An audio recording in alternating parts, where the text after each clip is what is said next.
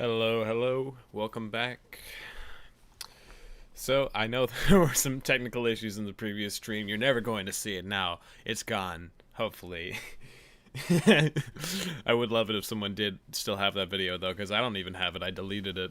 But if someone finds it, it would be funny to see it, because it would just be me apparently ranting at nothing, because the fucking desktop audio was not working for some reason. So it's just me ranting and talking to this video that's playing, but the audio isn't coming through.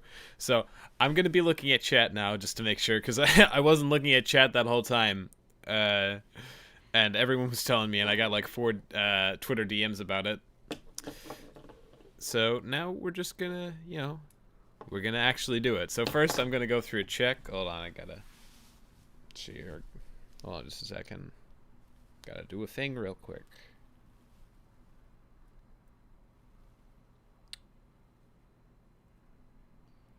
There we go. Oh, shit. Hold on.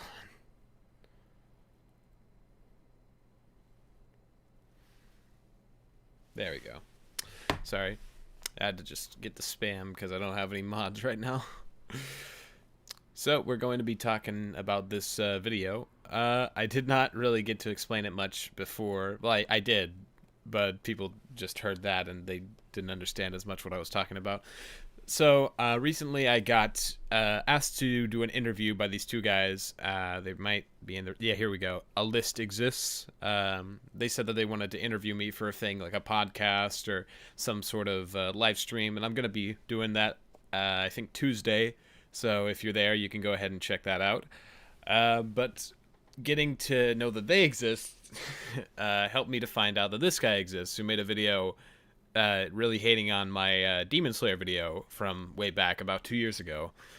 So I have now watched like 15 minutes of this video, and so far it is, not gonna lie, it's been kind of abysmal, really, really bad. It's not technically a video, it's a live stream that was edited together.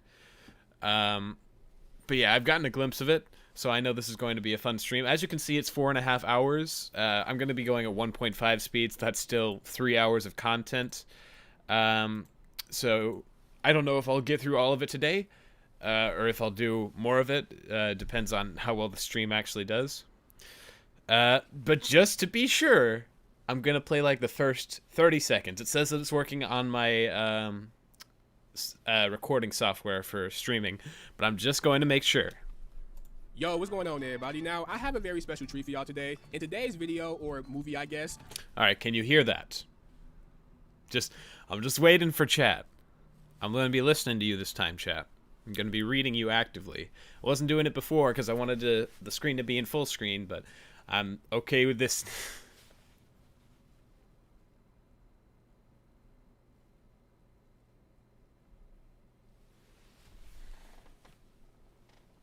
Just waiting to hear that people can hear it. Okay, they can hear it. Good. Buckle up, boys. We're going on a ride that's gonna last for at least a little while. Here we go. A video talking about my old Demon Slayer video from 2 years ago. Hopefully I can still remember my points and shit. But either way, this will probably be entertaining. I'm gonna be addressing this guy's criticisms on why Demon Gonna go skip ahead past this. This is a 100% authentic reaction to his video with fresh takes and etc. etc. And yeah, hopefully you guys enjoy. Alright, y'all, so before I even start this video, let's go straight to his comment section because he pretty much already admitted that he fucked up in his video. So basically, after my video released, I realized that there were some mistakes in it thanks to the comments section. A lot of them that they considered mistakes, I did not, because a lot of it was just opinion.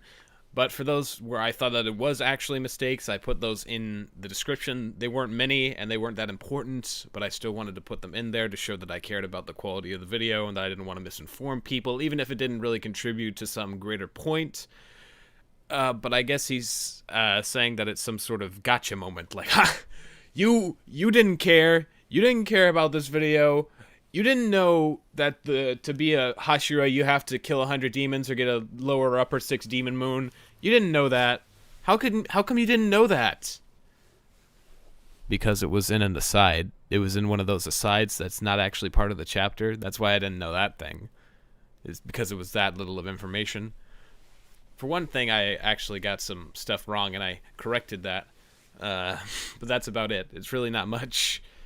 But as you'll see, he kind of grapples onto this. The video's volume is kind of low. Okay, I'll turn it up. I'm trying not to invoke the rage of the comment section of my commenters. I mean, because I don't want to accidentally have the video too low or whatever. Like, like how you make a video and then go back in the comment section and be like, oh shit, I fucked up on something. Time to correct my mistakes before someone starts getting on my ass in the comment section. Well, I mean, I corrected it after the comments were made. That's why I corrected it, because people told me these are just the points that I thought were actually decent, that were worth mentioning in some way. If I did not want to mention it, I wouldn't have, but I thought that it was necessary. And that's how you do it. How do you do that? I just did, because I want to be upfront with my audience. I don't want to lie to them. I don't want to act like I can never get anything wrong, because I do.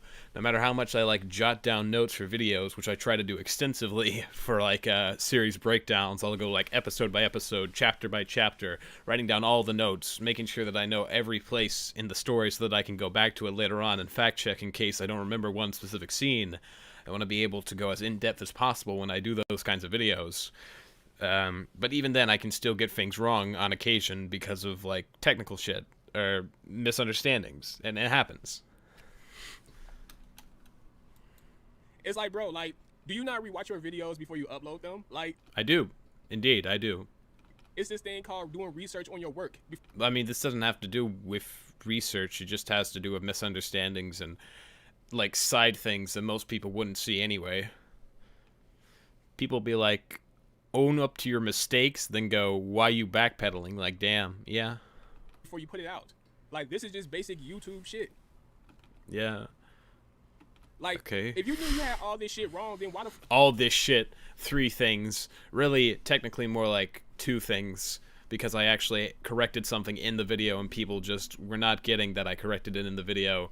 They refused to acknowledge that I corrected it in the video, so I decided to put it in a comment as well. So 2 things, one of which is so minimal it really barely matters. Fuck, didn't you just go back and fix it? Like, so are you saying, like, I should have fixed the mistakes that I didn't know existed, or are you saying that after I uploaded the video I should have fixed it, in which case I would have to take the video down and then edit these parts in and then upload it again? That's, yeah, that's one person's way of going about it, I guess. Hell, why the fuck would you even put the video out? Like, why would I put the video out with these horrendous mistakes? These 2 things. Really, technically only 1 thing. Hey, look. 1 thing that actually matters. I guess motherfuckers just needed that AdSense revenue. Well, I mean, back in 2020, I didn't make much AdSense revenue. I do now. I make a good amount of revenue. YouTube is my job. But back then, I just wanted to make quality videos. I just like making good content. And because of that, I spent a shit ton of time on this video, about a month, I think. Just had to get some shit out, but nonetheless, you know, when it comes to these points, I'm not even finna address them because he already said he fucked up on it with the Akaza shit, with the pillars. He's not even, like, actually saying what they are. I think he hasn't actually read them fully, so he's just assuming these are, like, massive fuck-ups for me to have to address them. With the fucking Emu shit, like, yeah, like, he pretty much already said that his video is wrong as fuck. Yeah, my whole video is wrong as fuck because of these, like, few corrections that I've made. God damn me. How dare I? How dare I correct small inaccuracies in my video and try to better myself? I'm such an asshole. Am I right? Why didn't I just take the video down, re-edit it, and upload it again? For the people who had already seen it and wanted to watch it again so they could get those few small corrections. I'm such an asshole. So why does it have 21K likes? Hey, I have no idea. No idea whatsoever, but nonetheless. Did you really just pull the "I can't believe this has so many likes" card? Really? Thought we left that in 2017, YouTube. Okay. Let's start the video. Alright. I'm ready. Okay, go ahead. Crucify me. Lynch me. I can already picture my obituary. Just... Whenever I look back at my old videos, I usually sort of cringe at the editing, and I feel like I could do a lot of it better. I guess that just shows how much I've improved in editing over time, but you know, it still grinds my gears looking at that kind of stuff. Stop. Guy loved by some, until he made videos saying he liked Fairy Tail and didn't like Demon Slayer. He was shortly afterwards put in an insane asylum and quote-unquote ended his own life. For the record, I don't like my old Fairy Tail video. I think it's really bad. The stupid shit around that video is that I wanted to do a retrospective of Fairy Tail, but I hadn't actually watched the whole series yet. So what I did was that I rewatched the series, and as I was rewatching it, I filled in the fucking video because I thought, hey, I can analyze each section as I go, can't I? You know, each arc, I can do that. No, that's stupid. Don't do that if you ever want to make a retrospective on a series. Unless you're like reviewing it episode by episode like I did for the Gen Thomas shit. For like specific series, something that I do nowadays is that I always make sure that I watch through the whole thing first and then come up with my points afterwards. I didn't even have a structure for the Fairy Tail video. I didn't know what I was going to do with it, but I had spent so much time watching the series that I thought I have to make this long. Otherwise, it's going to be a wasted effort. And because of that, a lot of that video is nothing more than just recap of the series, and I heavily regret that. I've thought about making a remake. I might do that sometime, but, you know, when it does happen, if it does happen, you're not going to know, because I'm not going to tell you this time. It's going to drop on you like Nagasaki. Apparently, the reason Nezuko and Tanjiro were able to overcome the sun as demons was due to them playing or ingesting the blue flower lily Muzan was searching for when you find out in Chapter 39. I don't think we ever see them actually ingest the blue flower, though. And also, how would they find it if Muzan was searching for like 1,000 years? How could they find it so easily? That seems like a little too convenient. Jeffrey Epstein style. I've already probably gotten And I don't remember that happening. a good 50% dislike ratio just for the title. Like most. Nah, bro. Trust me. It's a lot of motherfuckers out there just like you who wanted to hate Demon Slayer so bad. I didn't want to hate it. I just wanted to understand why it was so overhyped. Well, I wanted to understand why it was so hyped. I didn't understand it was overhyped yet. But a lot of people were calling it better than Hunter x Hunter and One Piece and shit like that. I saw that all the time. It was saying like it was a new modern masterpiece, things like that. And I wanted to understand why people thought that. It wasn't about trying to hate on it, and I didn't hate it. I just thought it was like a 4 out of 10 as a manga. Because you just have a lot of weirdos out there that's like, oh my god, why is this show getting so much popularity compared to my favorite show? Well, I never really talked about the popularity of it. I mean, I mentioned that it was really popular, but my issue wasn't that it was popular, it was that it was considered great. Like, Sword Art Online is popular, but people hate that show. There are lots of popular things that are hated on. I wasn't ever, like, discouraged by the popularity of it. I was only ever, confused by why people considered it, like, an actually great series. Oh, this show does nothing special compared to my favorite show. Like, bro, if something is popular, then let it be popular. Like, why the fuck does I don't care that it's popular. anyone care that much about it? Like, who cares, bro? No one fucking cares. Just let people like. I mean, you seem to care since you made a 4.5 hour long video on the whole thing. That seems like something you'd care about. I don't know. Just my thoughts. Like what they want to like, man. Most other people who cover it in this manner, so I'm just gonna say it. I do not like Demon Slayer. The manga. The anime, considering what it's covered and the adaptation, was like a solid 6.5 out of 10. It was decent. Like, I hate this text that I use. I got it from a font website, and I hate that it's like it doesn't have any borders. It doesn't have anything to make it pop. I could at least have added a shadow to it, but then again, I don't think I knew how to make a shadow at that point. So many things that I could do to make that pop more. So much that I could do to make it look good. What kind of gets my blood boiling, though, is when people unironically compare it to media like Hunter x Hunter, One Piece, or whatever the hell else. Wait, what's wrong with them comparing it to One Piece and Hunter x Hunter? Just on a quality level. One Piece and Hunter x Hunter damn near does all the same shit as Demon Slayer. If you think that, then you're an idiot. They just do it in different ways. Like, No, they don't. They're much more effective in their themes. They're able to deconstruct the concepts that are used for most shonen tropes. They have a lot more heart to them. They execute the things that Demon Slayer does do much better than Demon Slayer ever could. Hunter x Hunter is a straight up commentary on shonen as a genre while still being a shonen series. If you think that they are on the same level, then you're daft. and why does it bother you? Like, I would never understand this, bro. I'm not bothered by the popularity. if anything, Hunter x Hunter and One Piece are more popular than Demon Slayer. I'm talking about on a, like, this show is better than this show. I think this show is better than this show. I never understood why people compared it to those things. Because I don't see them as being on a similar level quality-wise. That's my opinion. Like, bro, who the fuck cares if someone likes Demon Slayer more than One Piece? You can like something more than another thing, but I'm just talking about on an actual quality level. And this is just my opinion on the... I'm not saying you can't like something. I'm just saying my opinion on the piece. Why I think that it's weird that this is considered better than this, by some at least. And Hunter x Hunter. Why do you care so much, and why does that frustrate you? Bro, that It seems to frustrate you that I am trying... Ah, damn, I just had a brain fart. It seems like this guy's pretty frustrated, though. that should not bother you at all. Like, bro, I would never understand the anime side of YouTube. Like, Mofo called it Hunter x Hunter when it's called Hunter x Hunter, lol. Yeah, that's how you know that he hasn't actually probably even fucking watched Hunter x Hunter. He's probably just speaking out his ass like, how can you, what's wrong with comparing them? When he probably hasn't even watched the whole series. Or much of it at all. I can't, to be honest. Either that or he just is one of those annoying fuckers. It's always like, shouldn't it be called Hunter x Hunter because it has a hunter, because it has an X in there? No. You call it Hunter x Hunter. You can call Spy X Family because that makes sense. You know, it's spy plus family. I can't really understand you anime motherfuckers, period. I mean, I wouldn't call myself an anime motherfucker. I'd call myself more just like a general media reviewer, a general media looker-atter. Wouldn't call myself a critic necessarily because I don't want to put myself on some high pedestal or anything, but...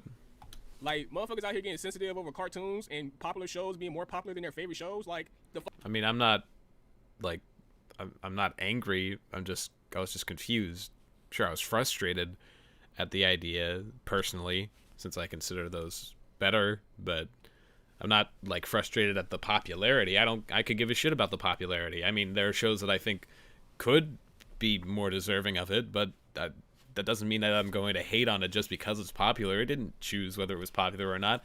It has the right to be popular. It has the right for people to like it, even if I don't. Fuck, are we 6 years old?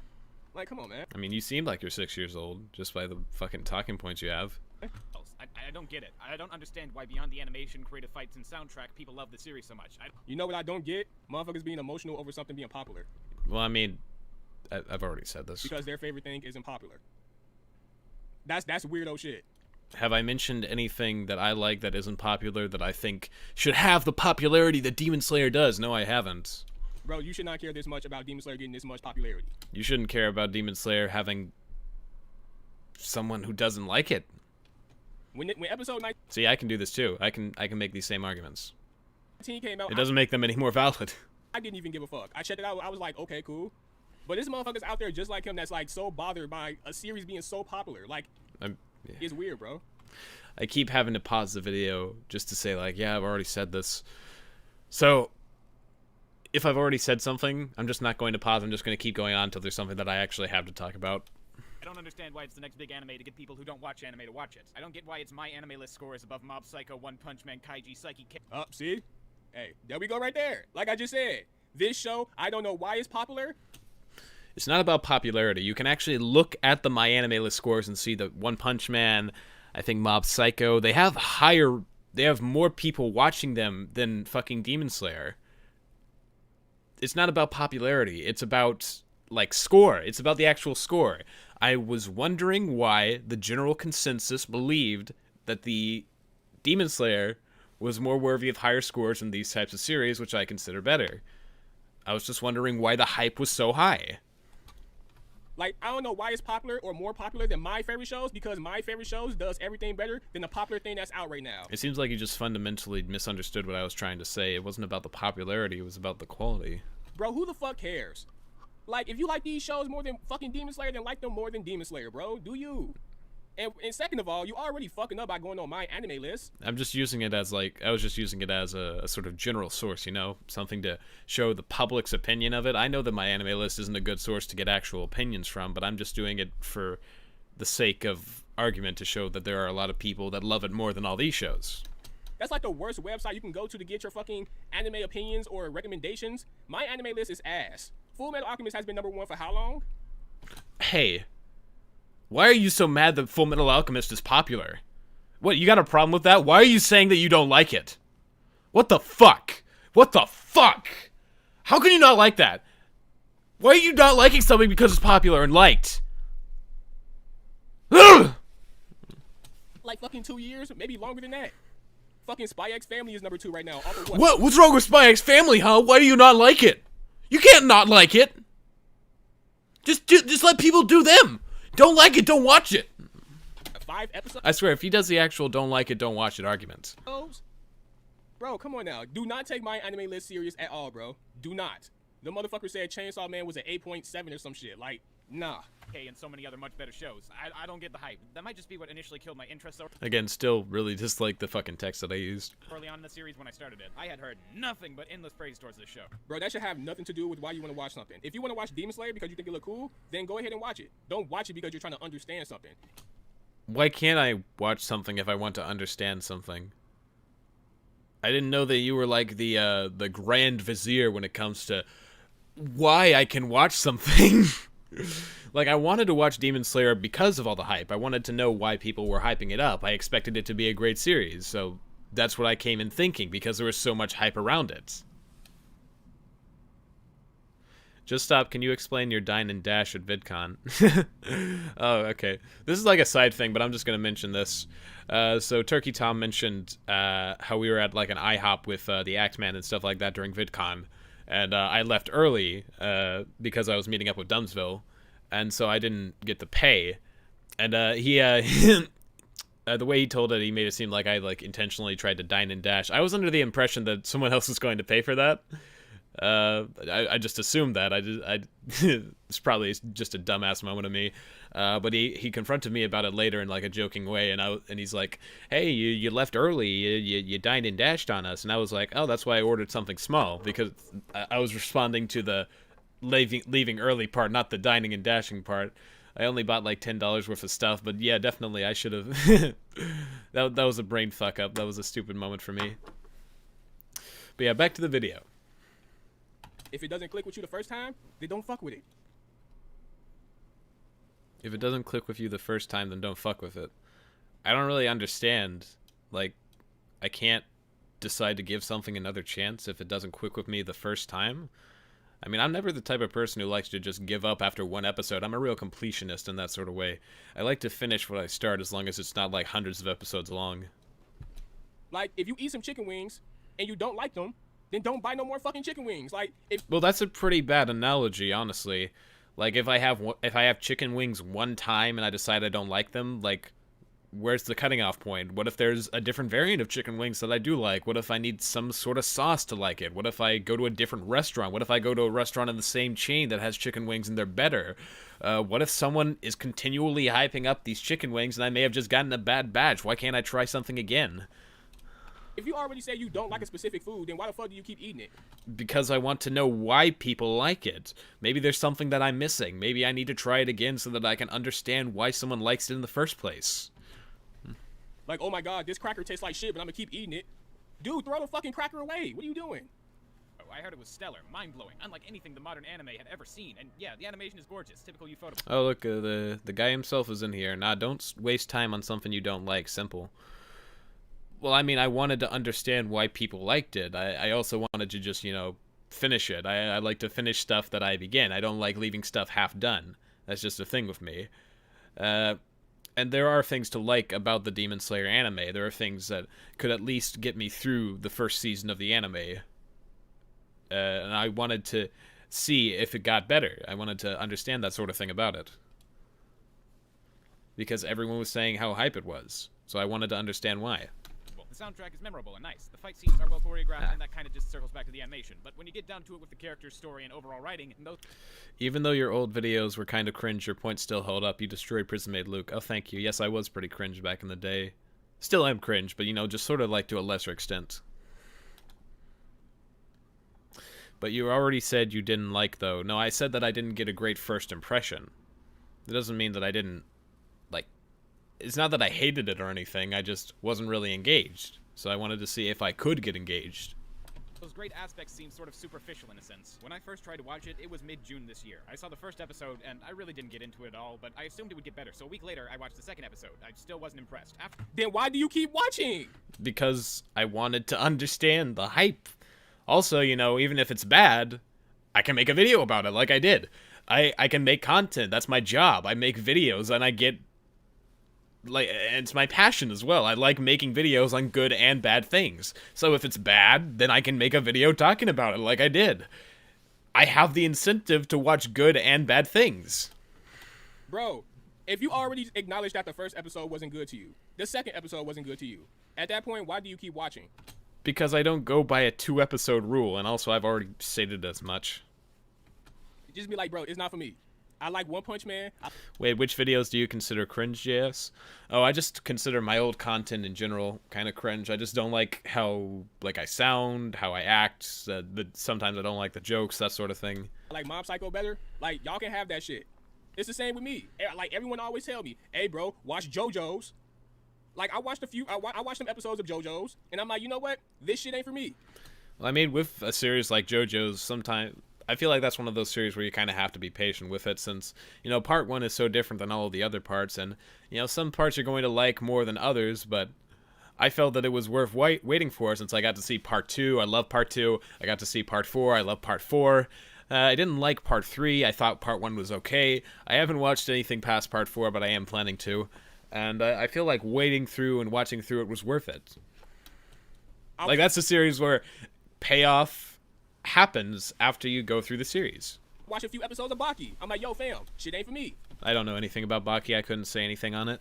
You don't see me out here making a fucking video saying how it's not good because I don't like it? Well, I mean, you don't have to if you don't want to. If I don't like something the first 2 episodes or shit, in most cases the first episode, I'm not gonna fuck with it. Is he literally making the argument, don't like, don't watch? That's... God damn. Like, yo, y'all can have that shit. Like, bro, this is just simple shit. Like, this is like 6-year-old mindset type. Look, if you don't like it, don't watch it, okay? Simple as. It's like the most weak argument you could possibly think of. Shit, like, it's weird, bro. It's fucking weird. After that, I waited a full month and decided to finally try and watch through the entire series to see if it lived up to the hype. Jordan, bro, you just said that you watched the second episode and it wasn't good to you. The first episode, it wasn't good to you. So why the fuck would you then say, you know what? I'm gonna watch all the episodes. For what reason? Already explained this a few times. Just to see if it lives up to the hype. Bro, how much time do you have on your hands? I mean, the whole series was like 8 hours. It's not that long. Crank that out in one afternoon. One day, one Saturday. Or I could crank it out over a long period of time, like a week, you know, just 1 hour a day. Boom, boom, boom, done. Also, it's my job now, so I have all the time in the world to do this, because it's literally what I do for a job. Plus, you know, I gotta manage I can manage all my other time, because I'm a responsible person, I think. I almost want to say, do you have a girlfriend or any friends? I did have a girlfriend when I made this video, but currently I don't, because I found out since then I'm asexual. So there's that. I mean, is YouTube your friend? Like, no offense, but that's a real question. I mean, no, YouTube's not really... I would consider YouTube not the friend of any YouTuber, just because of how they treat the creators sometimes. I know that's not what he meant, but You should never waste your time on something you don't like. Time is precious. And when you're 80 years old... I mean, yeah, time is precious, but if I can get something out of it, like a video, which I like making, then I see that time as being worth spending, even if it doesn't pay out sometimes. I feel like going for the experiment, trying to figure it all out is for the better. So, I'm pretty sure you're going to think in the back of your head, bro, I don't care about views. Okay, you don't have to care about views. I don't necessarily care about views all the time either, but I like making videos. I like getting money, since that's it's my job, literally. It's literally my job. So I don't see anything wrong with watching something for the sake of making a video. I didn't watch it for the sake of making a video. I watched it because I wanted to understand the hype, and after I didn't get it, I thought, hey, maybe this could make for a good video, and then I went through it again and took my notes and did all that shit. damn, there's a lot of anime I wish I never wasted my fucking time on. Hey, I remember that Demon Slayer show. I didn't like the first 2 episodes, so why the fuck didn't I just stop watching it right there? Oh, I mean, this would only really make sense if it was some shit like, man, I watched through all of One Piece. Like, I continually watched through 1,000 episodes, and I didn't like it. Man, what a waste of time. Like, I could understand that if I was just, like, some regular fucking guy. If I didn't like One Piece after 1,000 episodes, I could make a gigantic fucking video about it. I could get all the fucking money, dude. oh wait, that's right. Because it's popular right now. I need to get some views and some AdSense. Bro, be honest. You made a Demon Slayer video because it was popular. There are way worse things out there to cover, Lumao. I mean, sure, part of it was because it was popular. I mean, I'm not going to deny that I knew that it would get views, for sure. But I wanted to express my opinion on it. I felt like I had an opinion that was contrary to popular belief, and therefore I thought it was worth getting out there, not only because it would get views, but because it was unique. It was a unique opinion that a lot of people didn't have, and I wanted to say it. Bro, y'all YouTube anime dudes have no integrity. Short answer, it did not. Do I not have integrity because I like money, or I like views, or anything like that? I mean, I like getting paid for my work. That's cool. I like getting paid for my passion. I like talking about popular topics on occasion. It's not what I always do, but I do it sometimes, and it can be fun. As long as it's fun, I don't care. That isn't to say it's bad, that it didn't have good scenes or likable characters, but... If I gave up my integrity, I'd be like fucking shelling for some terrible company that I don't like. I'd be fucking doing shit that I never would if I had integrity. I'm not giving up my soul just because I'm talking about a popular topic. It wasn't anywhere near what I was expecting. The last arc of the... And I mean, aren't you talking about something kind of popular when you're talking about my video, which has 500,000 views? Clearly, it's gotten you a good amount of views. Let's look at your let's look at the views that you generally get for videos. Yeah, you get generally decent views for videos. And you talk about MHA a lot. MHA is a popular thing. You talk about that all the time. Tokyo Revengers, Black Clover, Dragon Ball Super. These are all really popular topics. I don't care if you want to talk about them. Come on, fam. It's kind of hypocritical, honestly. Oh, it looks like I skipped ahead because of the shit. It's precious. And when you're 80 years old, because it's popular right now, I need to get some views and some AdSense. Bro, y'all YouTube anime dudes have no integrity. Short answer, it did not. That isn't to say it's bad, that it didn't have good scenes or likable characters, but it wasn't anywhere near what I was expecting. The last arc of the season set up something to imply the series was only going to get better, so I read through the rest of the manga to check. I'll get to my opinion on that later in a section for all those people who read ahead, but first, I'll talk about the problems specifically related to the anime for you peeps still waiting after that training arc. Disclaimer, so people don't get mad at me here. Heavy spoilers for the whole anime in this section, but that goes without saying. These are my problems with Demon Slayer. Prepare the guillotine, boys! The earliest problems of the show can be traced back as far as the first episode. It begins completely mundane and uninteresting after the short opening scene showing what's going to happen. All we get from... Wait. The opening scene is mundane and uninteresting?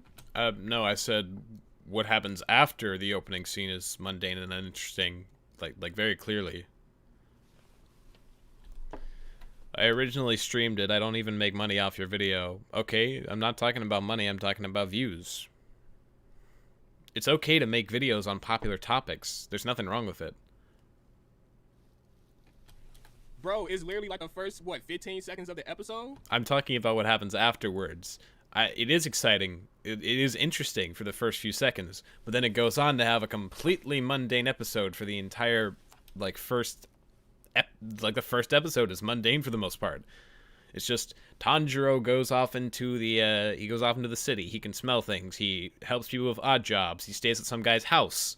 He says that the don't go out because of the demons. He comes back the day later. Demons are dead. That, for the most part, it's just a mundane episode, though. Like, this is not even a criticism. This is what... I mean, it is a criticism, but you seem to be misconstruing it to think that I'm talking about the, you don't like. I was getting views before your video. Yeah, I understand. I'm just talking about popular topics in general. That's like me watching the first episode of Full Metal Alchemist and saying, oh yeah, the opening of Full Metal Alchemist is mundane and uninteresting. I mean, you could say that if you wanted to, as long as you had ideas to back it up with. I mean, I'm about to say that. You paused it before I could actually elaborate on my point, but... Honestly, if you had no integrity, JS, you'd be pumping 500 TikToks on how you're asexual every day. Play the algorithm. because it starts off with a random ass dude drawing chalk on the ground trying to create alchemy.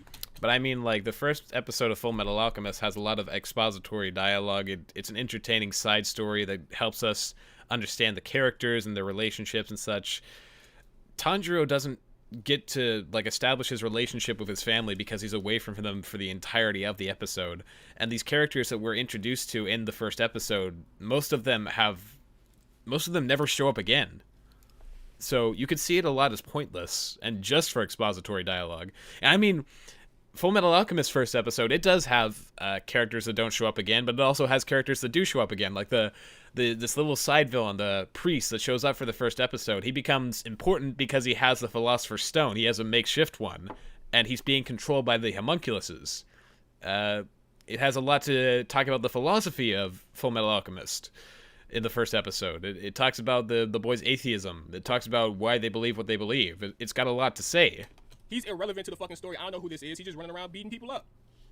The same way I can say about Fairy Tail. Well, I mean, Fairy Tail also has a lot to say in its first episode.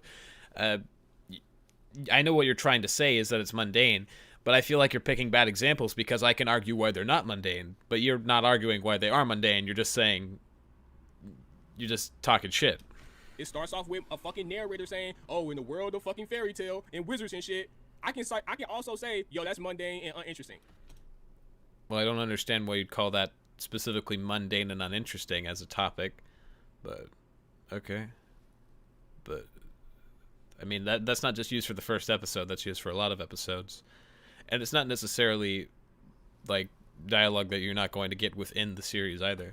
I seen magic shows before. I seen Harry Potter.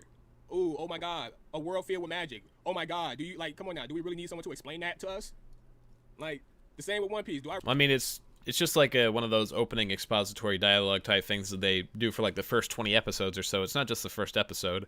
It's just sort of something that's meant for people who are like just getting into the series. People who are watching starting on episode 15 or whatever.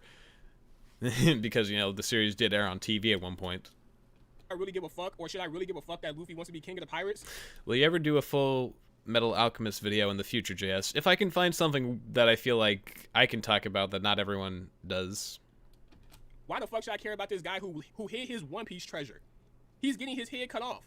The first episode of One Piece is very important. It shows You're not really making much of a point here. Why would I want to chase something that's his, that's going to lead to me being in the same situation as him, that's literally getting his head cut off? If I go chase... Okay, this is just talking shit now. It's just, I feel like it's losing the point he was trying to make. The treasure, chances are, I'm going to get my head cut off. So why should I consider that interesting? I can just be like, yo, this is fucking stupid. Next. In the first opening 12 minutes or so is that Tanjiro is known for having a keen sense of smell, he doesn't believe demons exist, and he has a happy family life. The first issue I have is that he wouldn't know what a demon is. As shown throughout the series, there are many... No, he does know what a demon is. No, he doesn't. He doesn't consider them real. That's what I'm trying to say. His grandmother told him what a demon was. Demons are a folklore. Well, he considers it folklore. He personally. His grandmother actually believed demons were real. Like, the guy that he meets in the fucking town, he says that they're real and that's why you shouldn't go out. And Tanjiro's like, oh, my grandmother used to say the same thing, it's folklore, because he doesn't believe in it. And I'm asking, why doesn't he believe in it? It seems so absurd that he would not believe in it at this point. He knew about demons, he just didn't believe in them. As a matter of fact, let me pull up the panel. We showing evidence today, boys. Enough word of mouth. I got panels. Panels for that ass. Panels for days. What you talking about? This is when the crazy man was over here saying all this shit about demons. Yes. And Tanjiro like, fuck out of here. I'm trying to go to sleep. Oh shit, what's this right here? This is Tanjiro. That's proving my point that I just said. You see, he was talking all that shit about demons being real, and he's saying, my grandmother said the same thing before she died. She believed demons were real as well. Why doesn't Tanjiro believe that demons are real? Tanjiro literally says, my grandmother said the same thing before she died. So he knows about the folktale of demons. It's a folklore. It's something that's passed down through generations. Or do I need to look up what a folklore is? Like, come on, people. Come on now. Many demons. So many, in fact, that an entire demon-slaying corpse with hundreds of members would need to be created to fend them off. So why is it that demons aren't common knowledge by now? Because they're folklore. To Tanjiro, specifically. The entire town believes the demons are real, and they have these protocols for not going out at night when demons are more common. But Tanjiro doesn't believe in them, despite the fact that he's been living on this mountain for so long. And demons did come to attack his family, and there were demon slayers that were around the village. So why does he not believe in them after all these years? Why is he just now being told about it? Demons have been around for hundreds of years. Why are they not around? Why does he not know? He should know. This is Just because we see a lot of demons from our point especially after living for years like this. How has he never been told? Has he never not made it home before dark before? That doesn't make sense.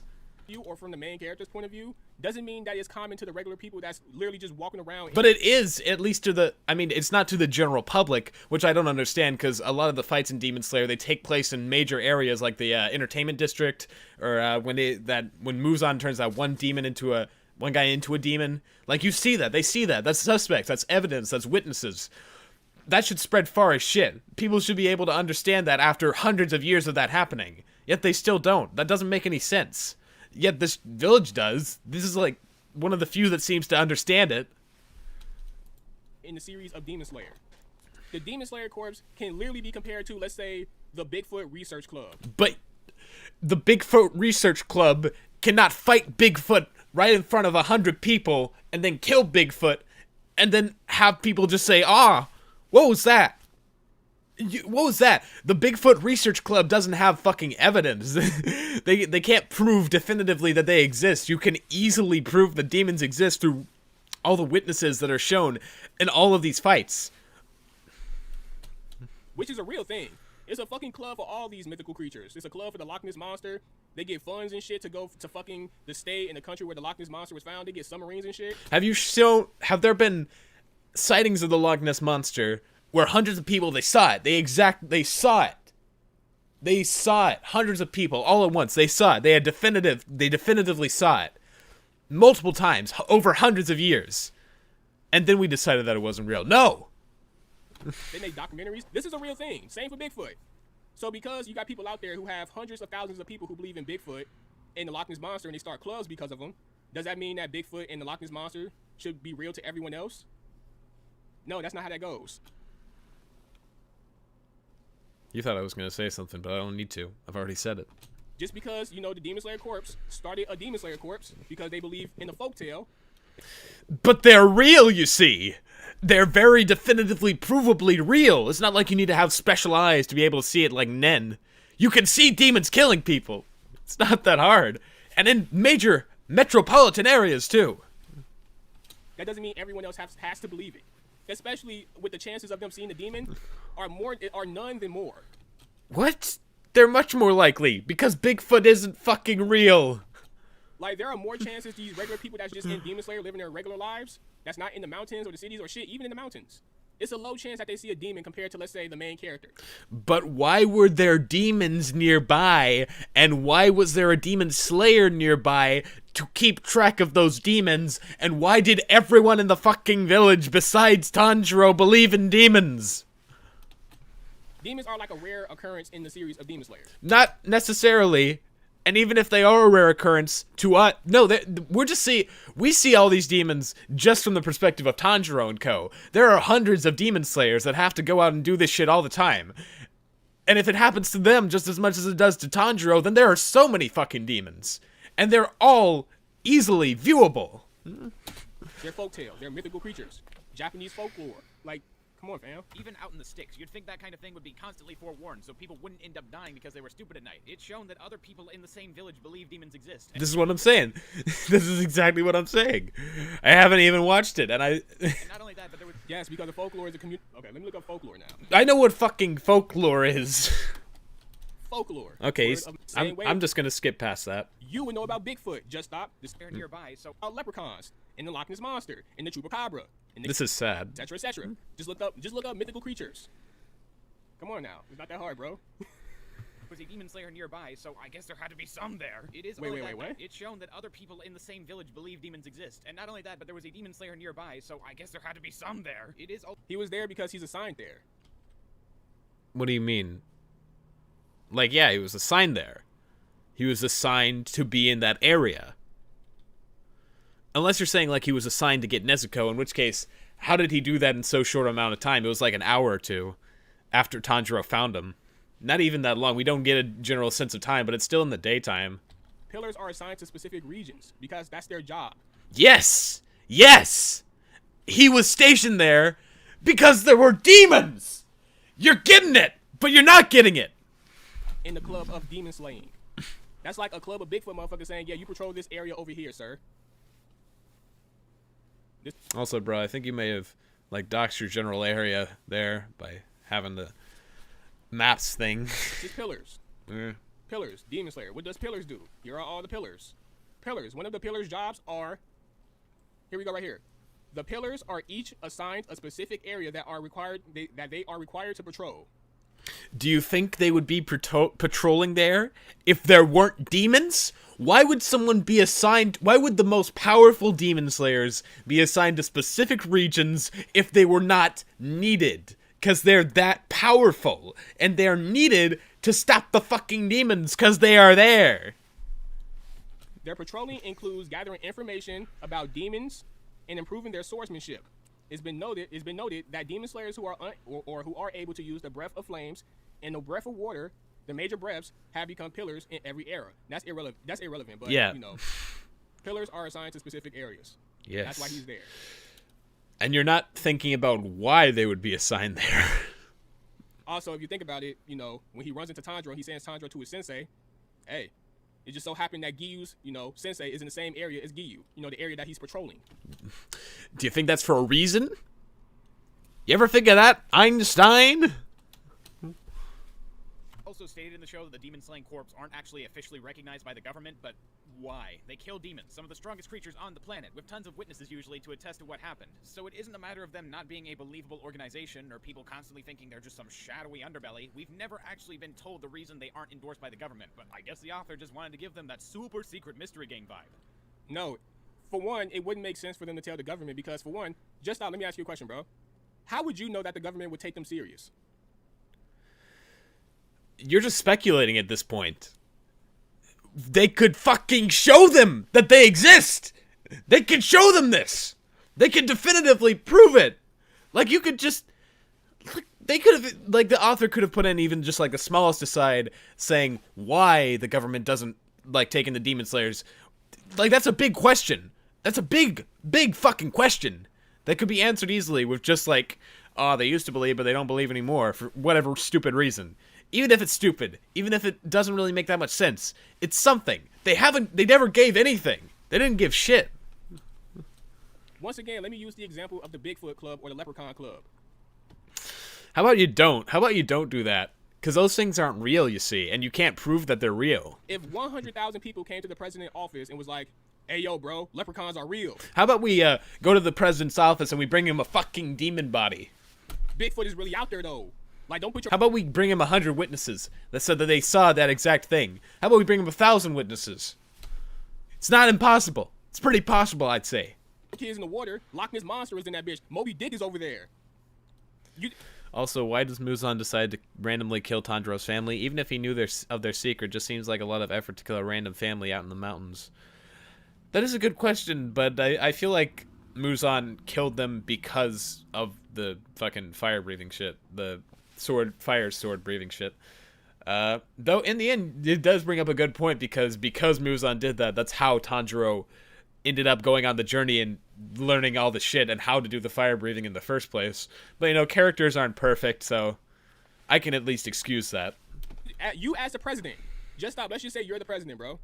You're the president, and you have a gang of motherfuckers who believe in Bigfoot and all these mythical creatures. They come in and be like, bro, this shit real. Bro, you're gonna look at them like, bro, if you don't get the fuck out of my office, I have to worry about taxes in the next election and all these... Because they don't exist. Demons in this universe exist. You're talking like they don't exist. You're talking like there's no way to say there's any evidence. These other laws and shit, you're not gonna give a fuck about mythical creatures that you hardly see. Another thing, why would they need to tell the government if they're already doing a good job at their jobs? Because the government has resources. The government... Having them officially endorsed by the government means they wouldn't be stopped when they're fighting demons like Tanjiro was when he was trying to fight that one fucking guy. It's not... There's nothing bad about being endorsed by the government. It would only help them. Like, if the Demon Slayers are already doing an accurate job or not like anyone could stop them. Doing a good job in slaying demons and just pretty much getting their point across with their whole Demon Slayer organization, if they're able to get their jobs done, then what's the point in telling the... Bro, he said prove it and you could with a demon. Sucks that the breathings are just visual effects in the manga. Government to allow them to just walk around with their swords? I mean, this is not 2022. They don't have cameras back then. They can have witnesses. Actually, they did have cameras, I believe, during this period. This was like the 1920s. I believe they state the exact period it's set in. They had cameras, I believe. Actually, yeah, they took a photo. They take a photo at the end of the manga. They have cameras. They have guns, but what the fuck is a gun going to do to a demon slayer? These are characters who are capable of breathing thin air on top of mountains. Like, what the fuck are we talking about? They're just going to outrun the police. This shit takes place in the Taisho era in the 1915s. What the fuck? Yes! The first photograph was made in the 1860s. You ever seen a photo of Lincoln? President Lincoln, the 16th president? That was the 60s, the 1860s. When do you think cameras were invented? What the fuck are you talking about? And let's just say they do bring in a demon's head to the fucking mayor's office. Hey, here's proof that demons are real. Well, just stop. There's also proof that people or police don't see demons as demons. They see demons as just people who are... That's just because they don't know what they are. It's not because they can't perceive demons. I mean, Tanjiro can perceive demons from the very start. A lot of regular people can perceive demons from the very start. They see demons as people who lost their fucking mind. I have a panel. Let's go to the fucking Demon Slayer manga. I know already what you're going to bring up. It's just one person misconstruing what's happening. That's not proof. That's not proof that people can't understand. It's just that they're unknowledgeable. They don't know. Real quick. I believe it was what? Yo, I remember you on Vlaire. Oh shit, that was a long time ago when I was on Vlaire TV, this experimental thing that was done. That was like a competitor to YouTube that I uploaded on briefly. Yeah, that's gone now, Shit. I think. Shot the... Let me say, is it the thing that I'm talking about? Yep, it's that exact thing. Exactly what I was talking about. Get this bullshit out of here. I'm moving past They're it. gonna pin all the blame on the Demon Slayers. For themselves. The government ain't telling the government those perspectives. I'm just moving past this. And I know people are gonna be like, oh, you a Demon Slayer fanboy. No. Just stop. He's a waste of your time. Yeah, but you know, it's entertaining, so. I just have the ability It's fun. You know what? to see shit from many perspectives. It's not that hard. Guns are never used besides Genya, and we have Tengen have explosives, so why do not more Demon Slayers use them? Yeah, Genya does have a shotgun that he uses for demon slaying. Hey, if I think this way, how about this person? How would they feel about this? That's something a lot of people need to use when reading stories and just talking to people in general. It'll take you far in life. Listen, no normies allowed. You gotta say the magic word to get into our subreddits. My point is, Tanjiro should have known what demons are. The entire... He does know. His grandmother told him. Not even worth it. Not even worth it. setup for his journey was also very predictable. You see, what's infuriating is that he thinks he's so right. You got him by the balls. What are you gonna do now? Just stop? From the moment I saw he had a good family life for a few minutes and then went off and didn't come back up for a night, I knew they would all end up being murdered. That's just a shonen trope, but still, you can use these tropes effectively if you give us time to like the characters who end up dying. One of the main What the fuck does that even mean? What do you mean, what does it mean? I think I was pretty clear. If you give time to show why these characters are important, you know, why they're likable, why we should care about them, then their deaths are gonna mean something more. Bro, every anime starts off with a trope, and then they build on it. But Demon Slayer doesn't. They just do the trope of dead family. They don't build on it much at all. There's barely any scenes with the characters. I don't know one of the brothers or the sisters' names, other than Nezuko. I don't know the mom's name. I don't know what her personality's like. I don't know what the brothers or the sisters' personalities are like, because they don't have any. They're never given personality. So they won't no longer be tropes. This, what you're criticizing, is called a setup. Every anime has it. But they don't do anything with the setup. That's what I'm saying. The anime of One Piece... This isn't just a setup. This is not giving payoff. With Luffy saying, I'm going to be king of the pirates. Guess what? He's going to be king of the pirates. It's very fucking obvious and predictable. Does that mean I need to start reading One Piece because of it? Naruto, I'm going to become Hokage. Do I need to start reading Naruto because I know he's going to become Hokage? Because guess what? He became Hokage. It's the path that leads up to that point. Just because it starts off tropey doesn't mean I have to be like, oh, this is just predictable, shonen trope. It's but this was predictable because they didn't build on the trope. They just did the trope. Interesting. No, it's the beginning of the series, bro. You have to relax. This what you're doing is just criticizing shit for the sake of criticizing. Like, yeah, I could say the same thing about certain people. It's like, why? Every show does this. Full Metal Alchemist, it starts off with Edward pretty much wanting to get his brother's body back. Guess what? He gets his brother's body back. Even I knew that shit before I even watched the whole series, but guess what? I didn't care. I said, It's not about that. I'm talking specifically about how they use tropes and they don't build on them. let me see how he gets his body back. Like, you just have to chill, bro. Let shit play itself out. Aspects of Demon Slayer that keeps coming up is the present theme of family. How Nezuko sees other humans as her family because of. At this point, you should stop watching the video. This guy does not make any sense. Yeah, he doesn't make any sense, but at the same time, I want to keep watching just because I want to see how little sense he can make. How far can he go? Rakudaki spell. How Nezuko is Tanjiro's only remaining family member and wants to help her. How Tanjiro keeps wishing he could go back to that life he once had and see his family. But the tower crumbles easily when it has a weak structure. Okay, so I timed this. Tanjiro's family is on screen for a collective 2 minutes and 25 seconds or so before they're killed. My nigga, you actually timed it? Yes, to make a point. It's not like it's that long. See, it's shit like this. It's like, bro, do you do this when you watch your favorite anime? You time how much some shit, like, what is the... Do you think I did that from the start? Do you think the first time that I fucking watched it, I was timing this out? Like, oh, yeah, I'm thinking about this. I know this is gonna happen from the very beginning. No. I did it after the fact. Because after I watched it, I had the point in mind for the video, so I did it. Because it's a short amount of time. I'm accentuating that by showing it visually, by actually giving a number that helps people understand just how short it is. What's the point of even timing this shit? To see how fast Tanjiro's family died? Do you put up a timer? Or It's not how fast they die, it's how much they're on screen. It's showing, wow, they're on screen so little, it's impossible to really care about them at all because they're just set pieces. They're just goals for the main character. How long it takes for fucking Luffy to say, oh, I'm gonna be king of the pirates? This is a non sequitur. It has nothing to do with the points. Do you put a timer up for that? Because let me tell you, Luffy says the shit damn near every 5-10 minutes. Do you put a timer up for that shit?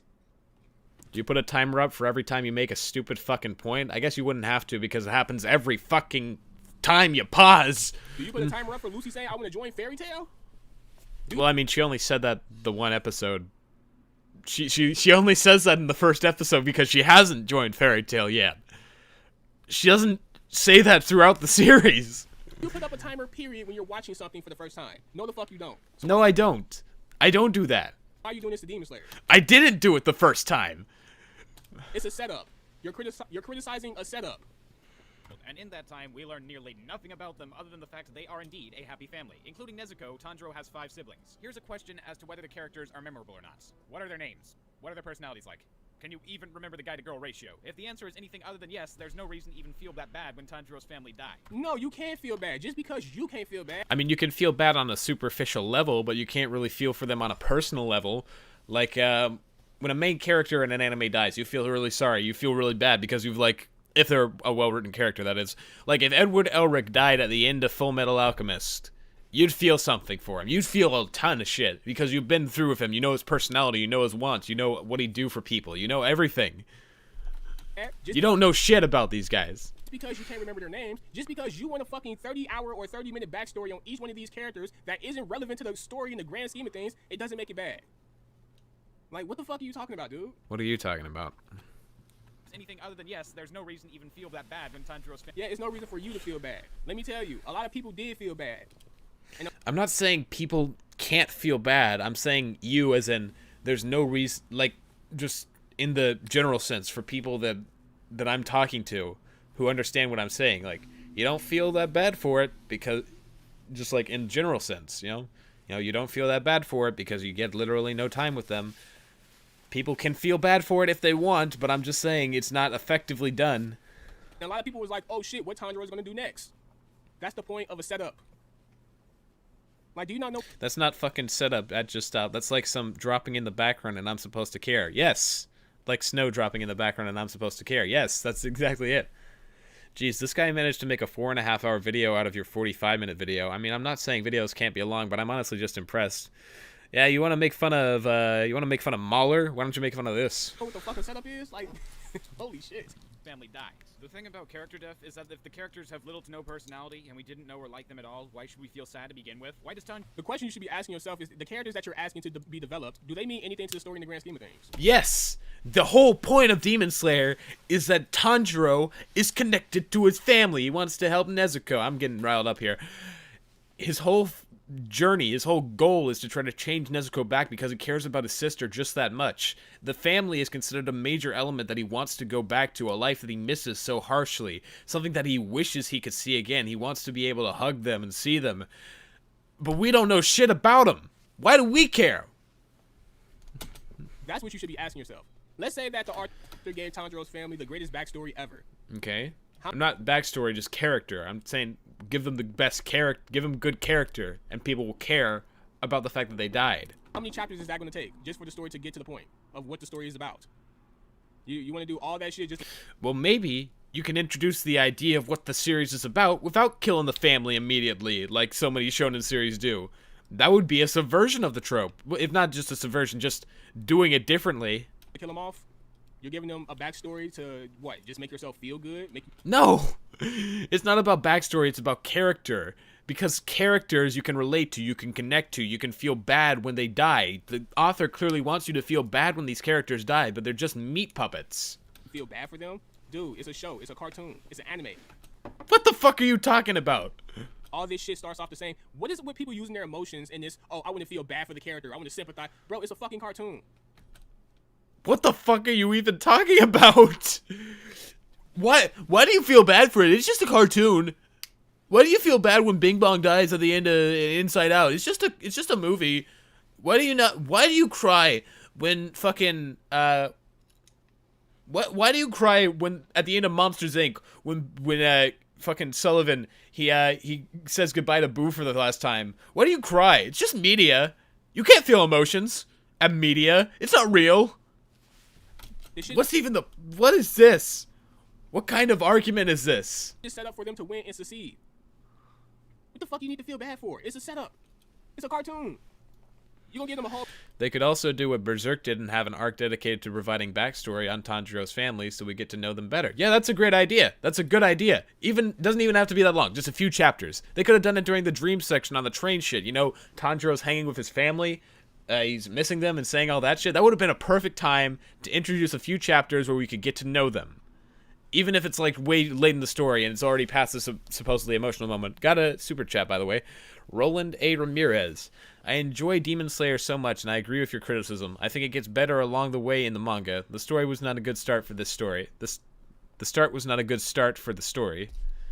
Yeah, I disagree with it getting better, but, you know, that's your thought. That you can have that. You can have that opinion. Oh, backstory just so they can get killed off? What does Tanjiro family mean in the grand scheme of things besides them being the lineage of sun breathing? That's what I'm trying to say. We're supposed to care that they die. We're supposed to care because Tanjiro cares, but there's no reason for us to care. Tanjiro's dad mean more to the plot than any of the fucking siblings. It's not just about plot, it's about character, it's about emotional relation. It's about connecting with the characters like they want us to, like the author wants us to connect with them. But that doesn't take away the fact that the siblings dying still impacts the main character. Because throughout the story, guess what? He takes those family members into consideration, and they're like motivation when he keeps going on these journeys. Yes! So we should have reason to feel the same way! My rage is building. He gets into fucking ideal battles with specific demons, talking about what's the meaning of family bonds and shit. Yes. His family didn't just not serve a purpose just because they didn't have a backstory or whatever the fuck. It's not just about serving a purpose. I've said this. I've No, said it's it. the purpose. You really are good at repeating the same thing over and over because I can just continually talk about why it's bad. But giving them a backstory, what is that going to do in the story? This is Nezuko and Tanjiro's backstory. Tanjiro even have 5 siblings to begin with if they're all going to be killed in the same episode we meet them. It's hard to even believe he even has a family. I'd just stop. If Tanjiro has an orphan with his sister, it actually would have made more sense. If Tanjiro is an orphan with his sister, it actually would have made more sense. What? Braxton, he's streaming. The guy? What, this guy? Is he streaming currently? Hold on, I'm gonna check. It would be funny. Is he streaming my reaction? In which case, is he streaming to show that? Is he showing that he's streaming to? No, is he showing that I'm streaming while I'm trying to show that he's streaming about me? Man, that's like Inception level shit. I'm just gonna see. Oh, he's streaming. Wait, is he streaming my thing right now? Oh my god, he's streaming my stream. That's hilarious. Maybe I can make a stream looking at his stream of my stream where he's doing a stream talking about my video. God, we're getting into levels that are even unheard of. My guess is to try and increase the spectacle. Next time it's going to be a 20-hour live stream No sleep. Of the whole family dying trope, and yes, it is more bloody and gruesome, but I don't really even give a shit because I know nothing about these characters. Tanjiro and Nezuko love them, and they say so throughout the series, but I, the viewer, have no emotional connection to them. I'm not saying the But you had emotional connection to Fairy Tail. Yes. Yes! Because they're developed. Because in your words in your Fairy Tail video, oh, I like Fairy Tail because it makes me feel like I'm a part of a happy family, or whatever some shit you say like that. Well, that wasn't all of it, but also, like I said, I don't really like the Fairy Tail video. It's not good at explaining shit, but at the same time, yeah, you do feel like you're part of a big family when you watch Fairy Tail. You feel like you understand the characters, you get to know them. You feel like from the beginning, when you see them, even when they're not as well developed, you get to see their personalities really easily. You get to understand what they're like. You get to see how they interact as a family. You get to see all that shit. You get to really feel like you're part of the same guild as them. You don't feel shit here because you don't know anything about these guys' personalities. It makes me feel like I'm part of the guild. Yes. Yes, it does. That's why you feel an emotional connection to it. You said that about Fairy Tail, and Fairy Tail is filled with nothing but tropes. It has tropes, sure, but it does them very well. But, you know, whatever the fuck, I guess. Just because you don't feel that way doesn't mean that anyone else can't feel that. And also, we're talking about Demon Slayer. Like, you're just saying, but what about this? You're just trying to discredit it by not even actually addressing the point. That way. Like, yeah, someone else can feel bad for Tanjiro and the fact that his family died.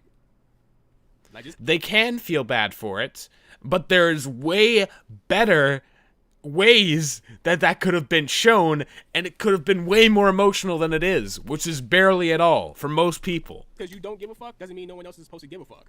Again, with the emotional criticisms. author needed to give a whole side story before the deaths, going into depth about each family member, but now that I'm saying it, that sounds like a good idea. Wait. Without emotional connection to them. I'm not saying the author needed to give a whole side story before the deaths, going... That's exactly what you're saying. You want the author to give a side story for each one of these fucking characters. If they're going to be introduced, if there's that many characters that are going to be introduced and we're supposed to care about all of them, then we should have some context to what they're like. Anything, even just 2 chapters. 2 fucking chapters. That's nothing but them interacting as a family. That can help endear us. Sir, let me ask you, how many chapters do you want the author to write with his side story? How many chapters? Not even a side story, it's important. Because the characters matter to the story.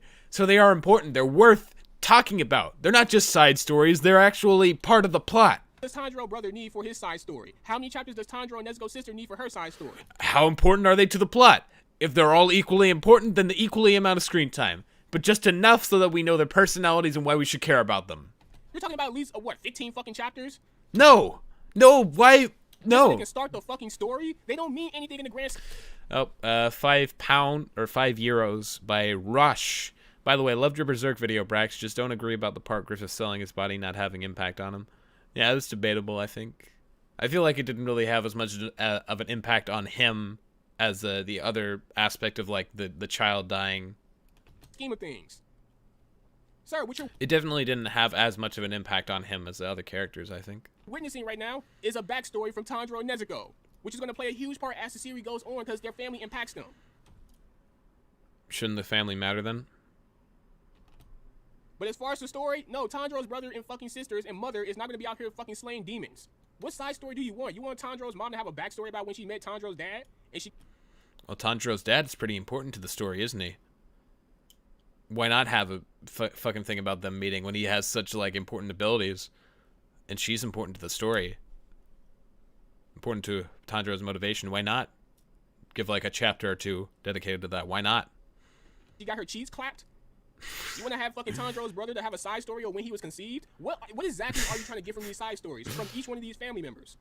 Like, what the fuck? It's like, come on, fam. Going into depth about each This family shit is so member, but fucking now that I'm weird. saying it, that sounds like a good idea. With so many Yeah, it is a good idea. You watch Fairy Tail. Like, come on, fam. Yes, I watched Fairy Tail. Your point? Any nigga that says, "Oh, I feel like a happy family when I watch Fairy Tail, it feels like I'm part of the crew." Like, no, you feel like you're part of a crew. Part of a crew filled with artificial ass characters. They don't feel natural at all. I think they do. At all. Can you Hey, tell me why they're not natural? Here's the guy over here who gets butt ass naked. Oh, here's the guy over here here's the chick. I mean, he has reasons for why he gets ass naked. Like a backstory, he has reasons for why he does that, and when you actually figure out why he does that, there's actually something you can feel for him because of that. Like, you can understand more what his character is like. That's sort of a thing with Fairy Tail. They start out with all of these basic archetypes to sort of introduce you to them, give them their basic personalities at the start, and then they expand on them. Because that's sort of like the point, is that it's like it's like knowing your family better. Oh, because like from the beginning they all feel like close to one another, but we don't really understand that as much, so we get to understand through them, through the story, why they're so close to one another. We don't get that with we don't get that with Demon Slayer. Drinks a lot. Oh, here's Natsu. He's crazy. He's the crazy guy. He has a rival and they fuck up the bar all the time. Oh, here's Urza, the mother of the whole fucking guild. Oh, here's the old guy. He's secretly... The only way that you're able to just say these general statements is by completely disregarding everything that makes their characters what they are. Powerful. Oh, here's the mystical guy. He's full of mystery, but powerful as fuck. You feel like... You probably don't... How much of Fairy Tail have you watched? Have you watched... You said if you don't like something after a few episodes, you drop it, so I'm guessing that's what happened here, huh? You're a part of that family. They make you feel like you're part of a family, though. Those tropey-ass characters. You know what? Many characters who die so suddenly, if the author had given some time for us to know them and how they relate to Tanjiro better, the deaths would have been much more shocking since we got to know the characters fully first. If you don't want to... You're gonna watch the stream? I mean, it's going on right now. He's watching my video right now. Flesh out all 5 siblings. Don't give Tanjiro 5 siblings. What? Wait. So don't give Tanjiro family members because they're not getting fleshed out. Yes! Don't give him family members if we're supposed to care about them. And you're not going to flesh them out. If you want us to care about characters, maybe have less of them so that we can know about the certain characters more. Quality over quantity. Sir, with your logic, why the fuck do we have any characters other than the main characters in...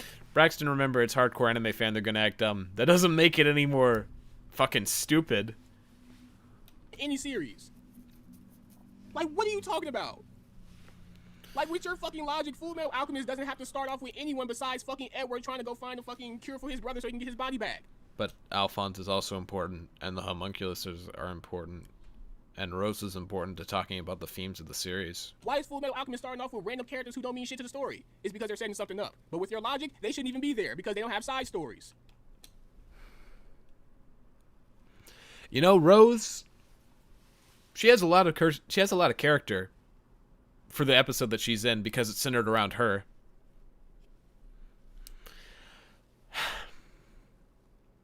There's a point to the Full Metal Alchemist first episode. The characters, even the ones that don't appear again, they have a point. There's a reason for why they're there. They're fleshed out that because it's about them.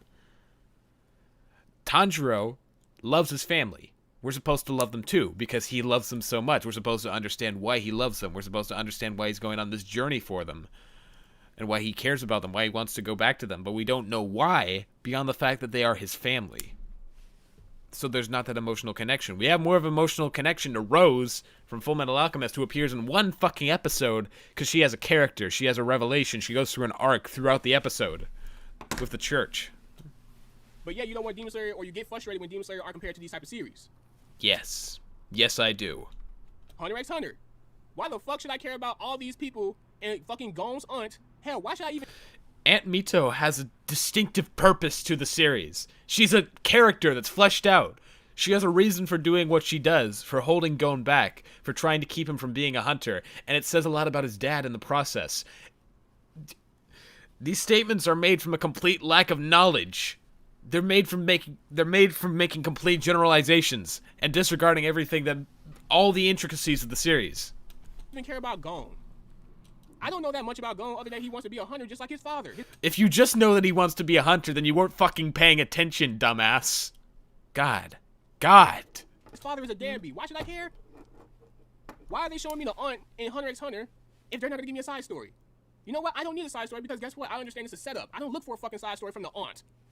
I mean, they actually do the exact thing I'm asking for with Aunt Mito. She's only involved in a few chapters in the beginning. She holds significant, weight to Gon. They made a promise for each other, and that goes back to what he thinks, well, during the Hunter exam, during the Tower of Heaven arc, she's an important figure in his life, and we get the first episode to know who she fucking is. If we just started with him leaving, and he just randomly mentions Aunt Mito, and we don't know anything about her, and her struggles, and why she did what she did to Gon, why do we care? You're so close to finding a revelation, but you're just not there. Hey, just get me into the story. What am I... Bruh, I may not agree with you on Demon Slayer, but this dude is a big bruh moment. A complete lack of knowledge. You got all the video into 5 words. We done here. Supposed to be watching right now. That's all I care about. You want every single character to be dissected, and if they're not being dissected, hey, don't even have I want the characters that are important to the story that we're supposed to care about to have some depth. them there. This sounds fucking goofy, bro. Having just one other sibling besides Nezuko could be way better and way more beneficial simply by virtue of giving the character more time to breathe. With the way it is in the story, Tanjiro's family dying is not an emotional roller coaster the audience experiences with him. It's another stat on his trading card under the backstory section. Sir, stop trying to say the audience. You're talking about you. You specifically. I'm talking about me and people that agree with what I say, and generally what people might think. Like, I'm talking to the audience, but I'm talking specifically to people who understand what I am saying, and had the same thoughts generally. You. Yes, You don't me, know it's how my anyone opinion. else feels? If we're I know that there are other people who think like I do, and I'm talking to them. going off of what everyone else feels, everyone else doesn't have an issue with it, because guess what? Demon Slayer is one of the most popular anime series and manga series of all time. It surpassed One Piece. When no one thought One Piece can be surpassed, guess who did it? Demon Slayer. Demon Slayer got motherfuckers watching anime who wasn't watching anime. You can bring a girl to your crib and put Demon Slayer on. I've done it, and guess what? They liked it. Did they get another date, huh? Did you get another date with them?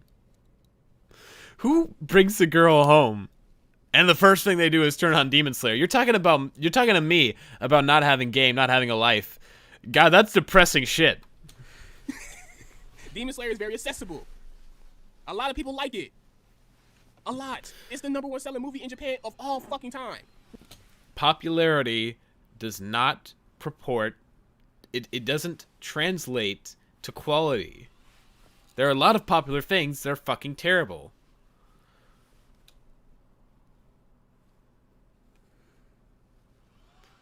He is writing the bed frame off of Demon Slayer for an opinion. And anime getting popular doesn't mean that it's perfect. Yeah. What do you mean by the audience? Just stop. What do you mean by that? You mean you. And this is not a criticism. This is what you want. But if we're going off of what the audience says, then Demon Slayer did nothing wrong, because the audience has this shit going #1 every fucking day. Just spinning around. It's hard to come across a manga collection of Demon Slayer, because shit sell out all the fucking time. It's not hard to find it. I find it at my local bookseller all the time. The audience, By bookseller, I don't mean like the company bookseller. I mean like, bookstores. oh, this is what the audience wants. What audience are you talking about specifically, sir? Besides you. People that agree with me? Section. Even Nezuko doesn't get much interaction with Tanjiro beyond a short discussion before becoming a demon that doesn't speak at all. After Tanjiro's entire family dies and his only sister is turned into a demon, the swordsman shows up, and after seeing Tanjiro's psyche and entire worldview being ripped apart, he proceeds to berate this 13-year-old boy for being so weak when he never had combat training. No, he berated him because he's like, yo, why the fuck are you doing all this for a demon? Yes. And he knows that it's his sister. He says that it's his sister, and he still berates him for it. And he says, why couldn't you fight? Can a weakling who can't take the initiative in such a situation heal his sister? Like, damn, why are you saying that? This boy is 13. He just watched his whole family die. That seems a little bit harsh, doesn't it? Like, bro, look, I know it says right here, can a weakling who can't take this initiative in such a situation to heal his sister?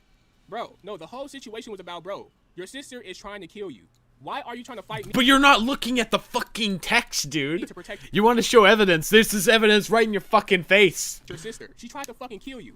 That's like you being a police officer, right? And you're walking down the street, it's a hot-ass summer day, and you see two couples fighting.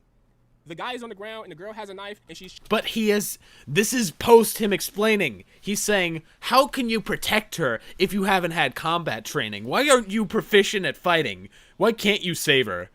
Fucking bitch.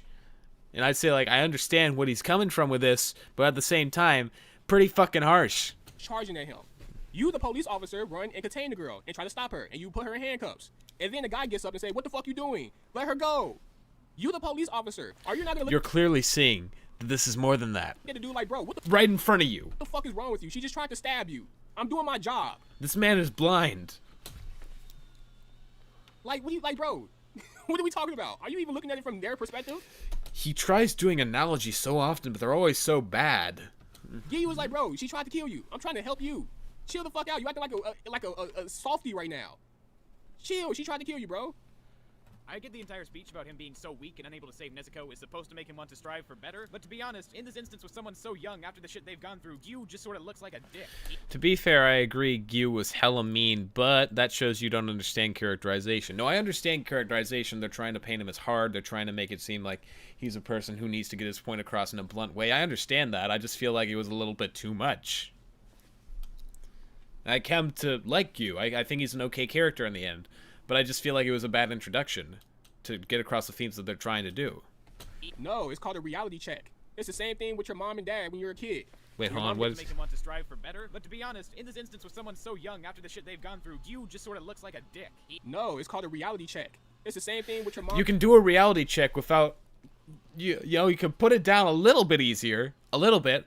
Like, let's say, let me do an analogy. Let's say that your house gets fucking burned down because your sister had she had a mental breakdown and she started flinging fire everywhere with like a blowtorch or something, and she killed your family, and you're trying to restrain her and you're trying to get her under control, and then a police officer comes by and he's like, bro, why weren't you strong enough to stop her?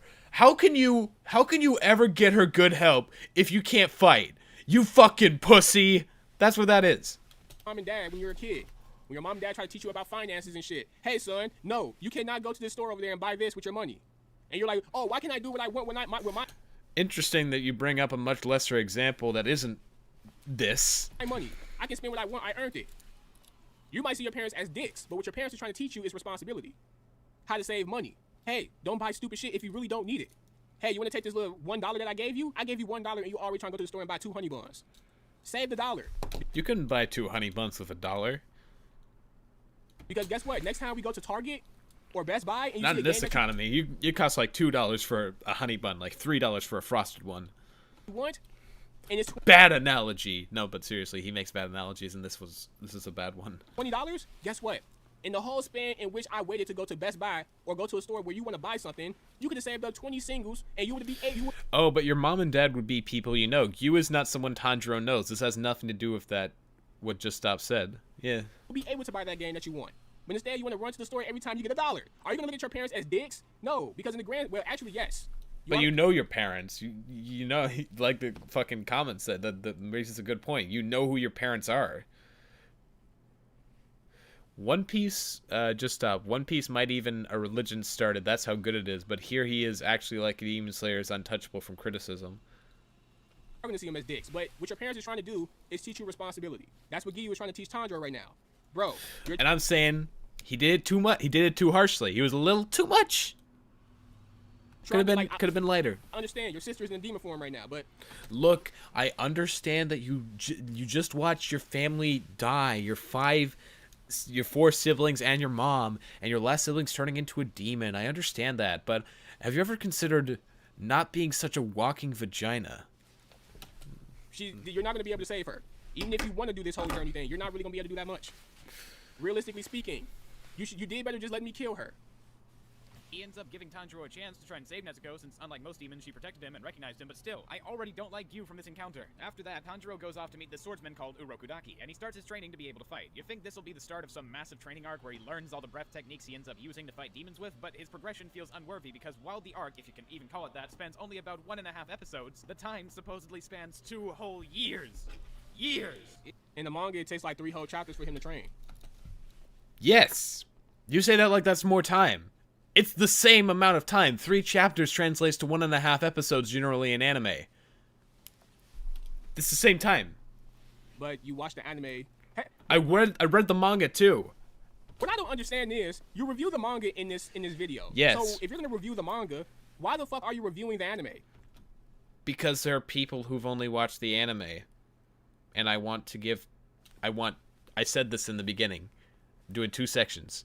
One for the anime, one for the manga. The manga section is for everything the anime didn't cover. So technically I'm covering the manga when I'm talking about this section. It's just that it's in anime form. And the anime is very faithful to the manga. When you could just review the manga in its entirety. I've already said this. This is for it's a spoiler free in terms of manga for anime viewers who don't want to watch the manga, who don't want to read the manga, and they want to wait for the next season of the anime. Just stop. I would think you, of all people, would know that anime and mangas are 2 separate sources. There are 2 different sources. Yes. But an anime is an adaptation of the manga, and I read the manga, and it's just like the anime, except minus the visual. You know what I mean? Minus the parts that are adaptation. Each anime episode covers at least 1 to 2 chapters per episode. Generally, they cover 2 or 3. Sometimes 3. Sometimes they cover 4 or even 5. The pacing is fast. Of course it's gonna feel fast. But they barely spend any time on it. 3 chapters is not enough. 1.5 episodes is not enough. Compared to the manga, you have to wait weekly, so it doesn't feel as fast. It took Tanjiro 3 whole chapters to train. That's not long. That's 3 weeks. Compared to an episode of Demon Slayer, Yeah, and Demon Slayer is 200 and something chapters. That's over 4 years of content. might take 30 minutes in just 1 episode. Maybe 2 at best. And also, why do you want motherfuckers to spend all this time on Tanjiro just training? Because when Tanjiro goes out into the demon slaying corps, when he goes out demons hunting, he has 10 forms. 10 forms that he has to use. They're all very specific. They have very specific purposes, very specific uses. We don't know what those forms are. We know literally nothing about them. So when Tanjiro goes into a fight and he's like, this form is going to be working much better than another form, we can't get into his head. We can't understand why he thinks that one is better than another because we don't know anything about the forms. We haven't seen them. We don't know the basic usage of them. And even if we don't know, even if in the training art it doesn't explicitly explain what the usage is, it can show generally how he needs to do it. It can give hints as to what it's like, because this is very specific stuff. We need to know what it's like to understand what he's going to do. And we can't know that until he does the 10th form with Rui, because we've never seen it before. Sir, he's not learning something complicated. He's swinging a fucking sword. This is not It's a bit more complicated than that with the forms he has to use. Nin. This is not chakra. It's not a complicated power system. It doesn't. It's not complicated necessarily, but it does have specific uses. We can get into Tanjiro's head if we know what his specific forms do. We can try and think with him. We can think, but that wouldn't work. Could that work in this scenario? We can do that with other characters because we can understand their movesets. And Tanjiro's are specific. They're very specific, more specific than a lot of other anime characters. So we should know what they are. Require 20 episodes to explain what the fuck is going on. I never said it needed 20 episodes, but just like a few, just like an episode or 2. Just something showing him learning each of the forms. That if we learned the forms early, we could even have build-up as to what it's going to be like later. Or why Tanjiro learned, or When he's going to use it, when he feels like it's going to be necessary. how he learned all the fucking breathing styles. It doesn't work because things are going way too fast. Then read the manga. We only ever see It's just as fast in the manga. Tanjiro do some basic training in the beginning, and then really suddenly time just... Basic training. Yes, he has basic training, and then immediately it cuts forward to where he has learned everything. We didn't see the progression. It doesn't feel satisfying because we didn't see him struggle. We saw him struggle basically for the basic stuff, but we didn't see him struggle to learn the fucking forms. We didn't see him actually go through the process of learning them. And so when time seems to go forward so fast without us getting to see everything, him cutting the rock just feels kind of shallow because, who cares? It happened in an episode and a half. And even then, they could have made it, even if they had to do it in fucking an episode and a half, I don't understand why they would, but if they had to, they could have done it in a way where it felt more satisfying.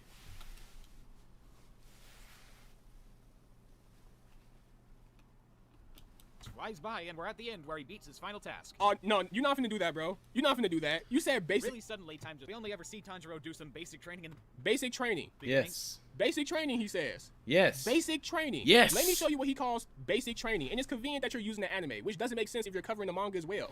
The You didn't even have to manga- cover the fucking anime. The manga's the You same, already though. had 2 separate scores on the anime and the manga. Yes, because the anime does things better than the manga Your video in terms is of adaptation, but it's still basically the same thing. inconsistent like your points. Like, holy shit. You're consistent at making bad points. You got that, I guess. Bro, let's go. Let's go chapter 3. This is where Tanjiro starts his training. Chapter 3. Right? How would you compare the Mugen Train movie to the series? I haven't watched the movie or anything like that. Basic training. Keep Yeah. that in mind. Basic training. What's going on right here? Tanjiro's in this thick-ass mountain with this thin-ass air. Basic training as compared to the training that's specifically having to do with him learning the styles. If we had that specific training, we would be able to understand them. How are right? He got fucking rocks hitting him. He falling into booby traps and shit. Yes. This is considered basic training before learning the water breathing techniques. I'm not saying like in general basic training. I'm saying for demon slayers, it's basic training. Like, he got a log hitting him in the back of his fucking neck.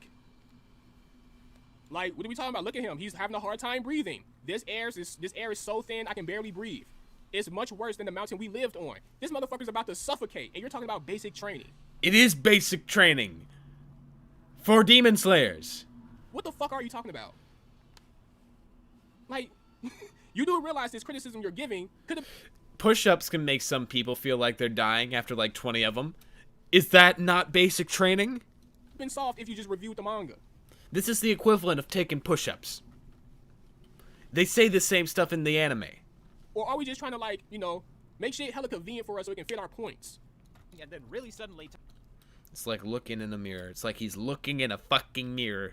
time just flies by, and we're at the end where he beats his final task. Some people Nah, it took 3 whole fucking chapters. But no, 3 whole chapters. You say that like that's a lot of shit. Mr. Just Stop wants to just watch the anime because I need to prove my point. Left out hella context. No, I did not. Hella context, bro. This video is already ass. Like, fuck, if you're gonna criticize something, add context. Don't try to leave shit out to make your point. Come on, dude. Like, the person that hasn't seen Demon Slayer, they're like, they come across your video, damn, that's true? Well, I guess it's not that good. And guess what? Now you have these motherfuckers coming to other people's videos saying, oh yeah, this shit mid.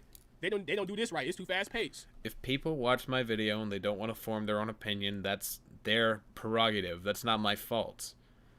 I'm talking about it with the idea in mind that they have watched the anime because I'm heavily spoiling it. The fuck you talking about? It's not fast paced. Yeah. Yes, it is. Compared to other series, compared to most shows, it's very fast-paced. 1.5 episodes for a training arc that doesn't show how he actually learns the main thing that he uses throughout the series. That's fast-paced. That's not just fast-paced, that's rushed. Because it is. It's fast paced if you It's trying to get to the action so fast that it's forgetting to show us how he actually learned to do the shit that he does. watch the anime. What anime is not fast paced? Like, what the fuck? One Piece, Naruto, Bleach.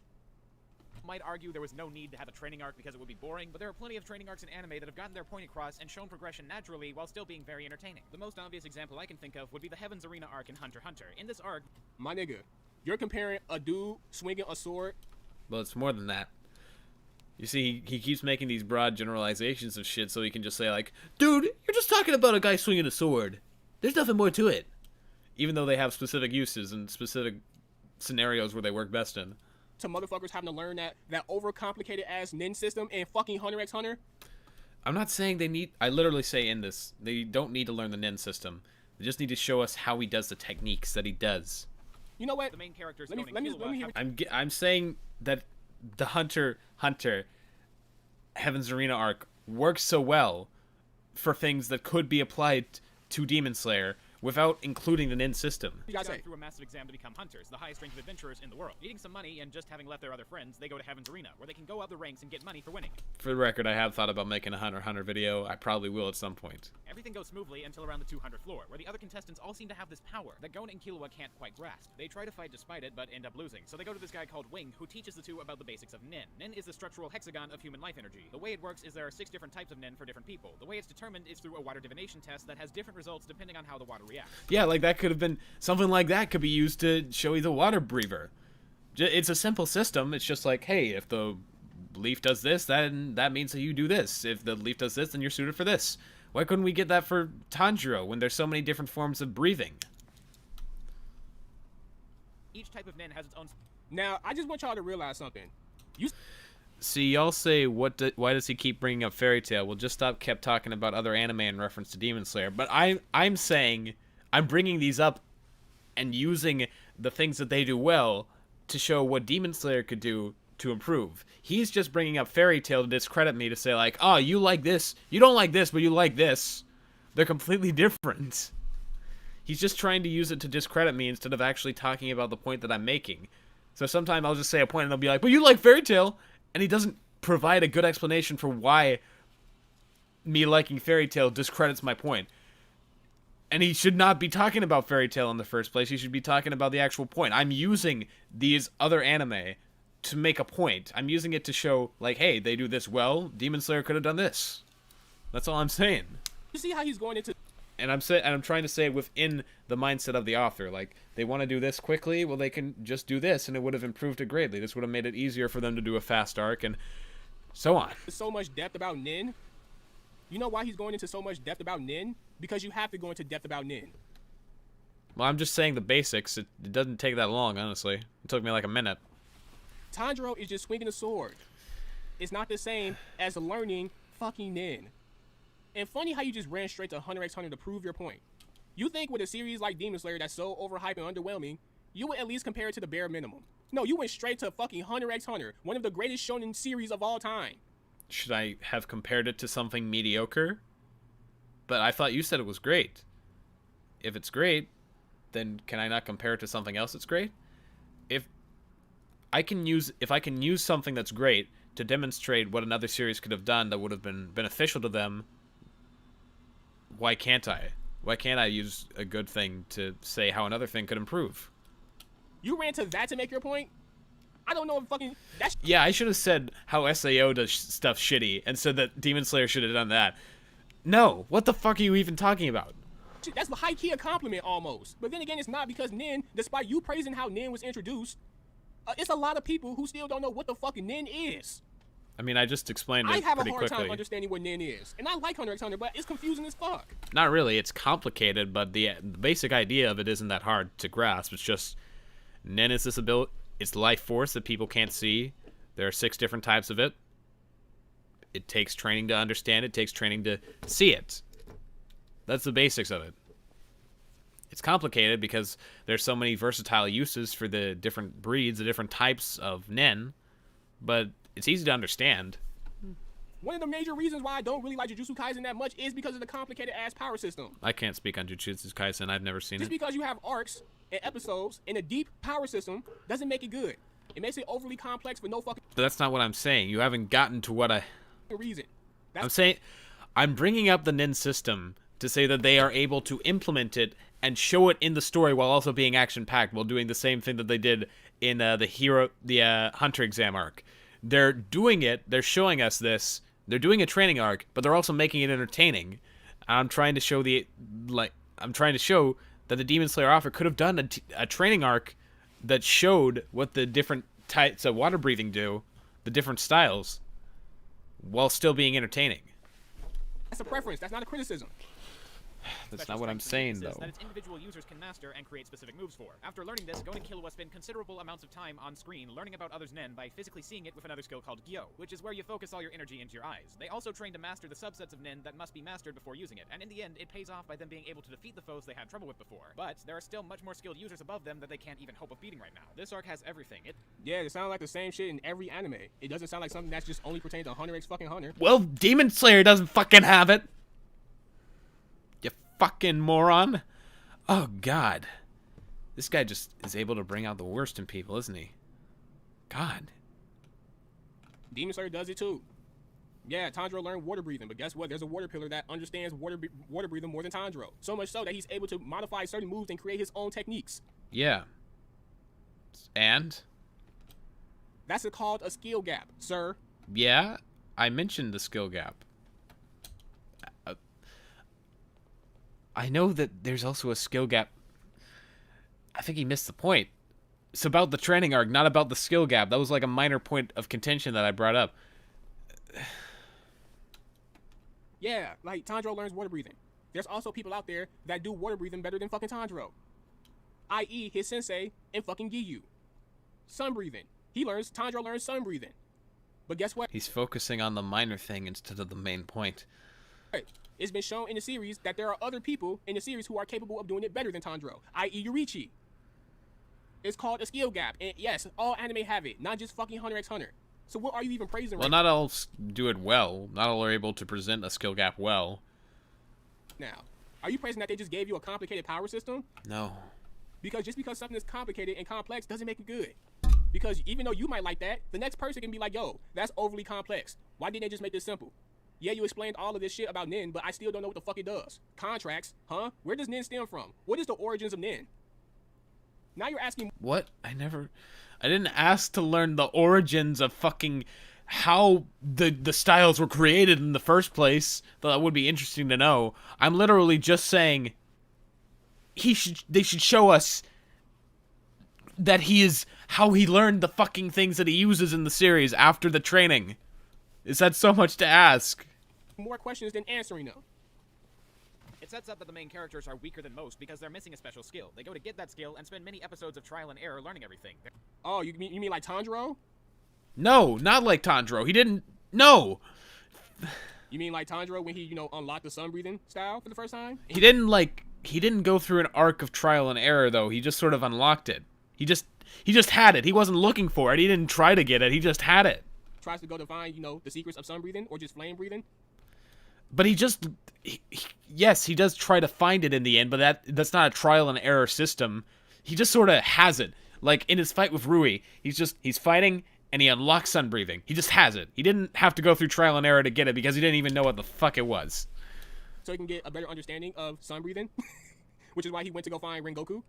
I'm talking about if we saw trial and error of Tanjiro learning the different fucking water breathing styles, that would have endeared us to him. And it also would have helped us show the fucking styles that he's going to use, because we don't know what they are. Which is why he went to go see Rengoku's, father and brother after he died. Oh, you know what? Fuck am I talking about? They're able to beat the foes that were so difficult before because they learned the trick, but they... Yeah, just like Tanjiro. He had a hard time fighting the demon. Guess what? He doesn't know more. You know why? Because he learned more. He learned what? He knows the skills already, though. We don't see him learn the skills. How are you not...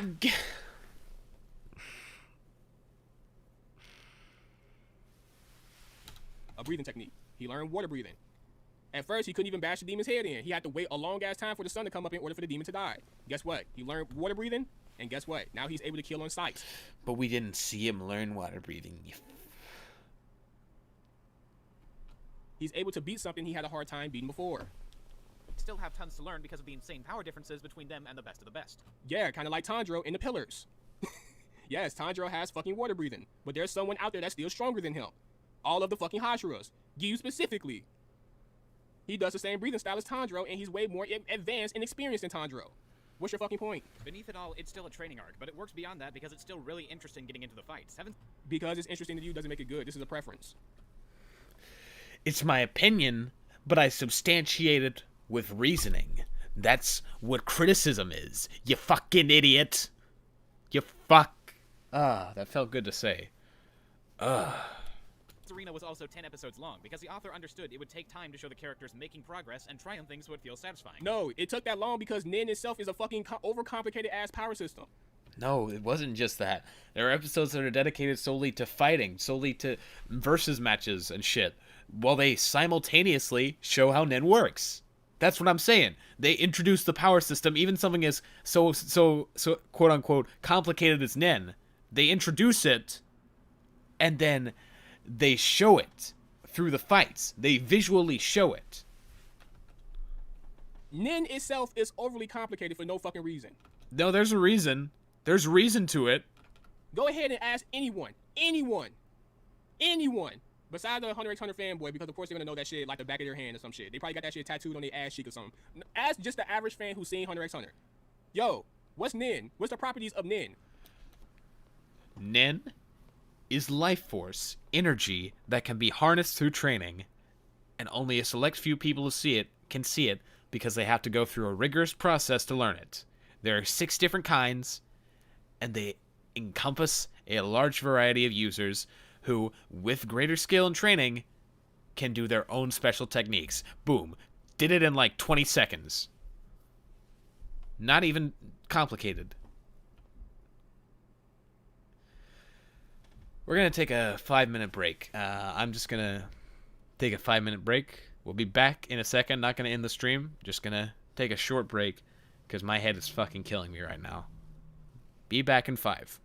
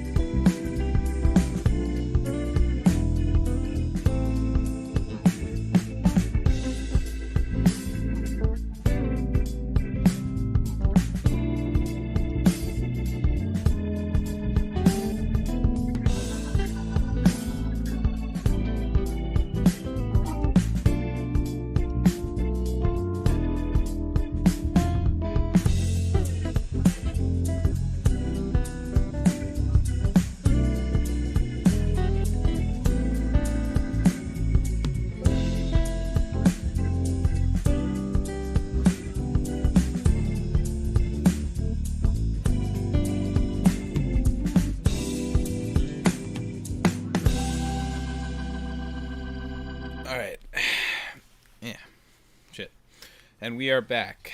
Got a hot pocket. Still got to eat this, so might hear some slight chewing. I'm gonna try and do it away from the microphone while I do it. But, you know, gotta get that brain food. Gotta keep it chugging.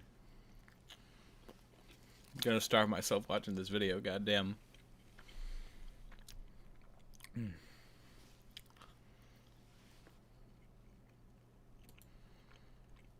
Tell me about Nin and where it comes from. What's the origins of it? Trust me, they're gonna have a hard time. Tell me the different categories of Nin. Like, what is Gon's Nin ability? What is Killua's Rin ability or Nin ability? What is Killua's fucking not Killua? Yeah, Kurapika. What's Kurapika's Nin ability? Wow. This guy cannot pronounce names, can he? Killua, Kurapika, Killua. Like, it's complicated. You're comparing this to a dude swinging his fucking sword and imitating motions like water. It's just a dude swinging a sword in the grand scheme of things. And you're comparing this to a complicated nin system that takes 20 chapters to explain.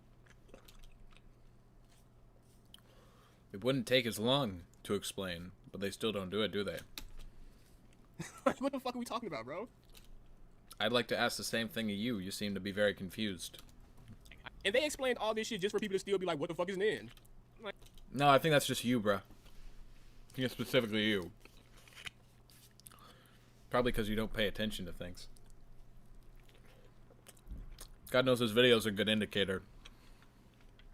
come on, man. I'm not asking for Demon Slayer to have as in-depth an arc with as complicated a skill tree as Nin, but it could have at least lasted 4 or 5 episodes to give us... Bro, you're kind of in a way asking for Demon Slayer to have an in-depth power system. That's why you... No, I'm not! You are putting words in my mouth. brought it up. Bro, he's swinging a fucking sword. And there are specific uses to that sword. That have specific roles in how he uses them in fights. And that's what he learns. So why don't we learn it with him? Shouldn't we be? And if you read the manga, you'll see what fucking training he's going through. I see that in the anime, dumbass. It's the same shit. Shit he's doing before he starts swinging his sword, all of that is training to help his breathing. His breathing exercises. All of this shit is cardio. Literally, when Senkoji sees Tanjiro, he's like, yo, follow me. Tanjiro like, yo, when we gonna start training? He said we already started. He had to fucking run behind Senkoji. He had to keep up with him. That's cardio shit. All that shit that has to do with breathing. Get your breathing shit together. Now, come on. Hot Pocket ASMR, yeah, that's what happened. Sorry. Don't mean to inconvenience you with that shit, but I gotta eat. I'm a human. Contrary to popular belief.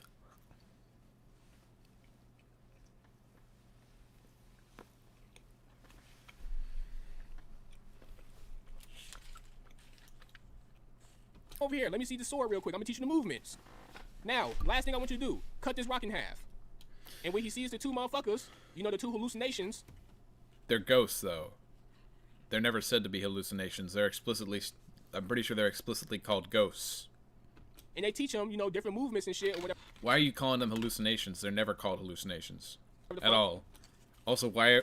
They're the ghost children. They're the former students of Orokudaki that got killed. They be like, yo, you learned everything from Senkoji, but you didn't take these skills and use them to your ability. It's one thing to know the skills and how to do them. It's a whole nother thing to utilize them in a way that makes you feel comfortable and more efficient. All of that is training. That's Yeah. In training, we should have seen him learn the skills. I'm saying it so many times. explained in the manga. You No, it's... don't have to have an overly complicated system, sir. It's time to see Tanjiro learn his different It's just blah, blah, blah, blah, blah. The same points over and over. This guy's like a broken record. forms in Demon Slayer through different breathing techniques. Am I... Oh, I get it. That's why this video is so long. This is fucking... everywhere or anywhere at the end of time. This is just supposed to give me the process of slowly feeling senile. The process of slowly... how Alzheimer's affects your mind. That's what's happening. He's trying to make me go fucking insane. Different forms of sword fighting are made. Urokudaki is specifically a water breather, so Tanjiro becomes the same, and during the anime shows he can use 10 or so forms. The problem is that we never actually get to see Tanjiro learn these forms or use them before major fights. So fucking what? Like, we don't know fucking Nasu's moveset and the origins of Nasu's moveset when he We see it used in the first episode as main moveset. used his fucking... His moveset is not that, like, diverse, but he has variations of it that he can use in specific situations. We learn all that he can do in the first few episodes, and then that's implemented and expanded on as the series goes on. We don't get that for Tanjiro. Instead, it's like he knows everything, but we know nothing. And we have to learn it when he already knows. That, you see, when Flame you should understand by now. dragon breathing shit or fucking flame breath. We don't know Edward's moveset when he uses a move in fucking Full Metal Alchemist. We know what his basic power set is. We know what he can do. We don't know Luffy's history with fucking fighting with his rubber arms and shit. But we see what he can do. We can get the gist of it. Characters just come out and fight. Do we need an origins for how motherfuckers fight now? It's simple shit. He learned from a water breather. But we need to know. These are specific. I've said it so many damn times. So from that point on, what's to be expected? Tanjiro doing. Just stop. We meet Natsu after he has been trained already, so it's not the same. Yeah, it isn't. This is a specific situation. And with Natsu, we see his skill set used in the first episode. The same thing is with Lucy. When characters are introduced, we quickly get to know their movesets, so that when they fight later on, or even in the moment, we can understand them very quickly. Doing water breathing techniques. Luffy, he ate the gum fruit. From this point on, what do you expect Luffy to do when he fights? Shit that resembles him stretching like a rubber band. Yes! That's what I'm saying. They're implied. You can understand that. But Tanjiro's shit is specific. It needs to be understood. If he says, I'm gonna pull out Style 6, we don't know what the fuck Style 6 is. Popping motherfuckers into thin air, or him throwing his arm all the way back, and then punching someone. Edward is a fucking alchemist. So what's to be expected from this point on? Triggers the reason why we need school, yeah. The education system failed this boy. He's able to summon shit. It's not that hard. You're asking for too much details on something that's not needed, sir. I'm asking for basic details, shithead. I mean, is that during his fights throughout the anime, he doesn't show all 10 of his forms until his battle with Rui, the last one of the season. Due to us not knowing all 10 forms when Tanjiro I can usually be a bit more composed than this, but God, he just brings out the worst. starts out, the fights don't feel as impactful because Tanjiro might be fending off demons using his techniques, but since we don't know what they all are in the beginning, we never get into Tanjiro's head. We can't look. What the fuck? If he doesn't have to use them, then so what? Every time Tanjiro used a breathing technique, it was always for a specific situation. Yes. If we saw those beforehand, we could have anticipated them. We could have been there along with him, thinking which style is going to work best for this. But because he didn't use them all at once and he didn't show all of them at once, Could have done that in the training arc when he was learning shit. that's a bad thing? Once again, sir, that's not a criticism. That's a preference. You can say the same for almost every fucking anime character. Look at the specific demon he's facing and wonder what technique Tanjiro could use to be most effective. We kinda just have to write it out and watch Tanjiro keep using new techniques until the Rui fight to really get invested. Looking at other shonen like One Piece, Fairy Tail, and Fullmetal Alchemist, in the opening story arc of the first episode, we usually learn the abilities of our main characters and their main movesets. Luffy can stretch and has an attack called the Gum Gum Pistol. Natsu can breathe, eat, and use fire as a weapon. Okay, but what you're forgetting to ask yourself is, why are they able to do this? Well, we know why they're able to do this. Natsu was raised by a dragon. He's a dragon slayer. That's stated in the first episode. Fucking Edward Elric, he can transmute things through his hands because he had to go through the sacrificial thing, which gave up his arm and his leg. We learned that in one of the first episodes. Shit with Luffy. We know that he ate the Gum Gum fruit in the first episode. They do the things that I'm asking! Why do you think it's normal for them to do this? Because not because Natsu was raised by a dragon. So of course he's going to be able to do dragon. Which is explained in the first episode. It's explained very early on. And also, that's not the fucking point! Dragon Slayer shit that's dealing with fire. Once they tell you Natsu comes from a dragon that does dragon breathing or flame breathing shit. But we don't know the specific moves right off the bat. That's why they show us what he can do. From that point on, you're expected to see Natsu do flame breathing shit. Dragon Slayer shit. Or whatever the fuck. But we don't know what Dragon Slayer shit is till he shows us it. And he already knows. Because the first episode isn't about his origin, it's him already knowing. So we're just shown what he can do in the first episode. And it's expanded on what else he can do later with those same abilities in the same ballpark, so we can have an implication of what he can do. I haven't seen Fairy Tail in a long time. You know what I'm trying to say. Same with Luffy. Like, he ate the gum fruit. Of course, from that point on, you're gonna expect him to do gum shit with his, like, flexibility, rubber band shit. Like, you already know. It's just a nitpick. And not a good nitpick. Edward Elric can make a summoning circle in his hand and transmute materials around him. It's as easy as if the author just skipped the training arc instead of showing it, he could have skipped the issue and just shown us the moves in the first major fight. Yeah, he could have just done that. Shown all of them. But then again, like he's saying, one of them is supposed to be like the 10th form. It's supposed to be really special. So we should see it in his training. Another thing that you need to point out about these specific movesets is they're very free form, meaning you can actually think of them and understand what kind of moves can be made without actually showing it. You can do the same thing for Tanjiro. No, because they're specific. Like I said, he learned fucking water breathing from a water breathing Hashira or a former Demon Slayer. Fuck you. So what's to be expected? Tanjiro doing water breathing techniques. It's not that fucking hard, bro. Damn, like, people's comprehension levels can't be this low. Moving on. Like, holy shit. Luffy can use both of his hands like a slingshot. Okay, that makes sense. Edward Elric can use his metal arm and take it and transmute it to turn it into a blade. That also makes sense. With Demon Slayer... Okay, now take it. Now use that same logic on Demon Slayer. Tanjiro learns from a water breather, so what's to be expected? He does water breathing techniques. You say that like that's fucking common knowledge! The same logic can be applied. Like, goddamn, bro. This video is horrible. And we only fucking 11 minutes in. I'm only an hour in.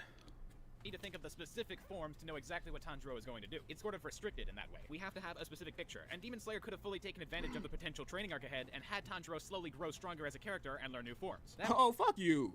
This is a patient, bro. This is something you have an issue with.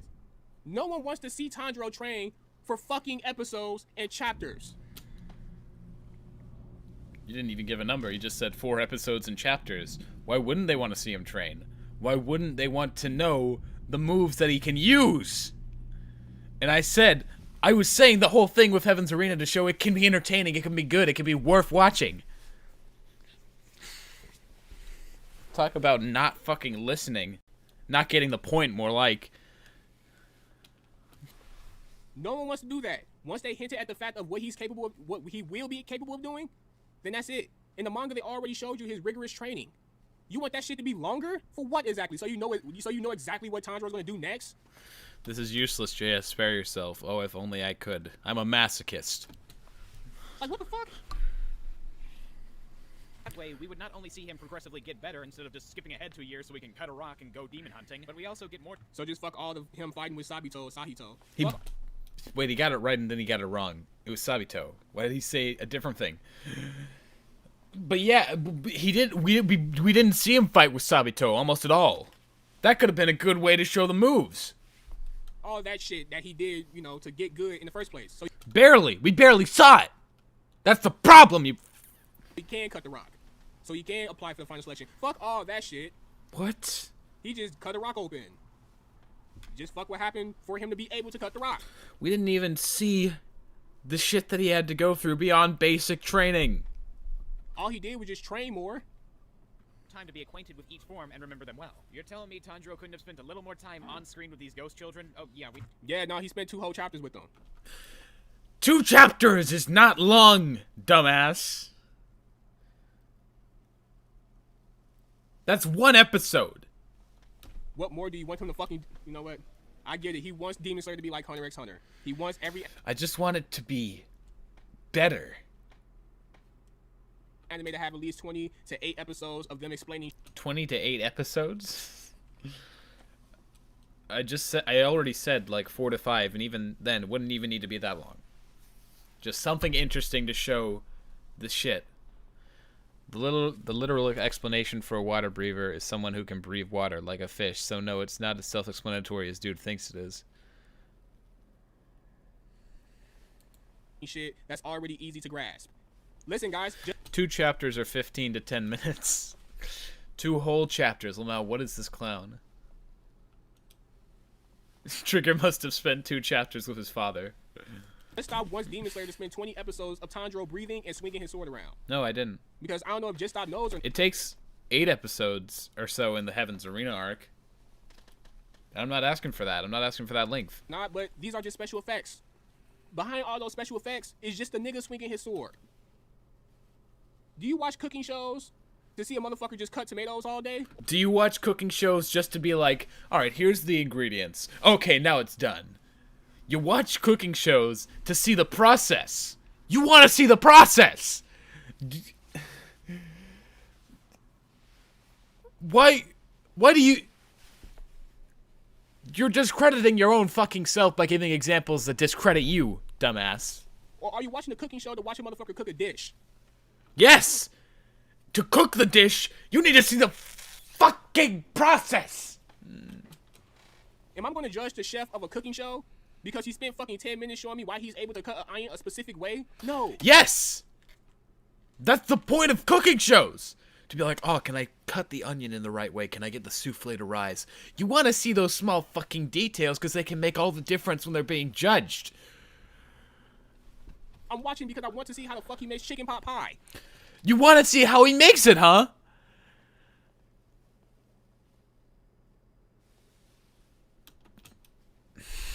There's value in getting straight to the point. It's not like they didn't fuck.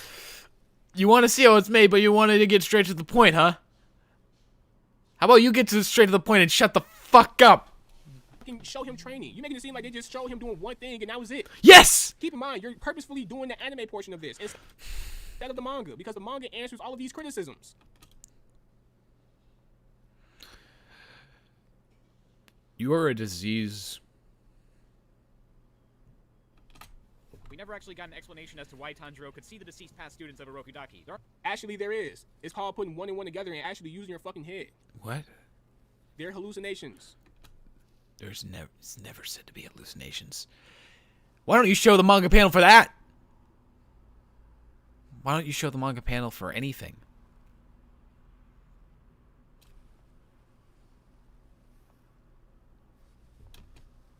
Or are we just going to act like we don't know what hallucinations are? Because people were trying to make fun of me the last time I did this Is he gonna give a definition of hallucinations? I swear to God. stream. They were like, hallucinations? Oh my god, that is so cap. Let me show you what hallucinations are. You're gonna show me what hallucinations are. I'm skipping it.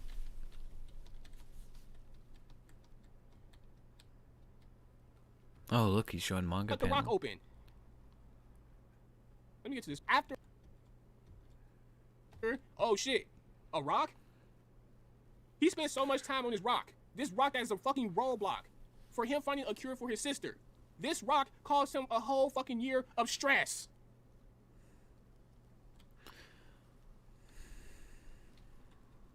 Anxiety. There aren't really any other instances of straight up ghosts in the series, and Irokudaki does. Oh, you don't say.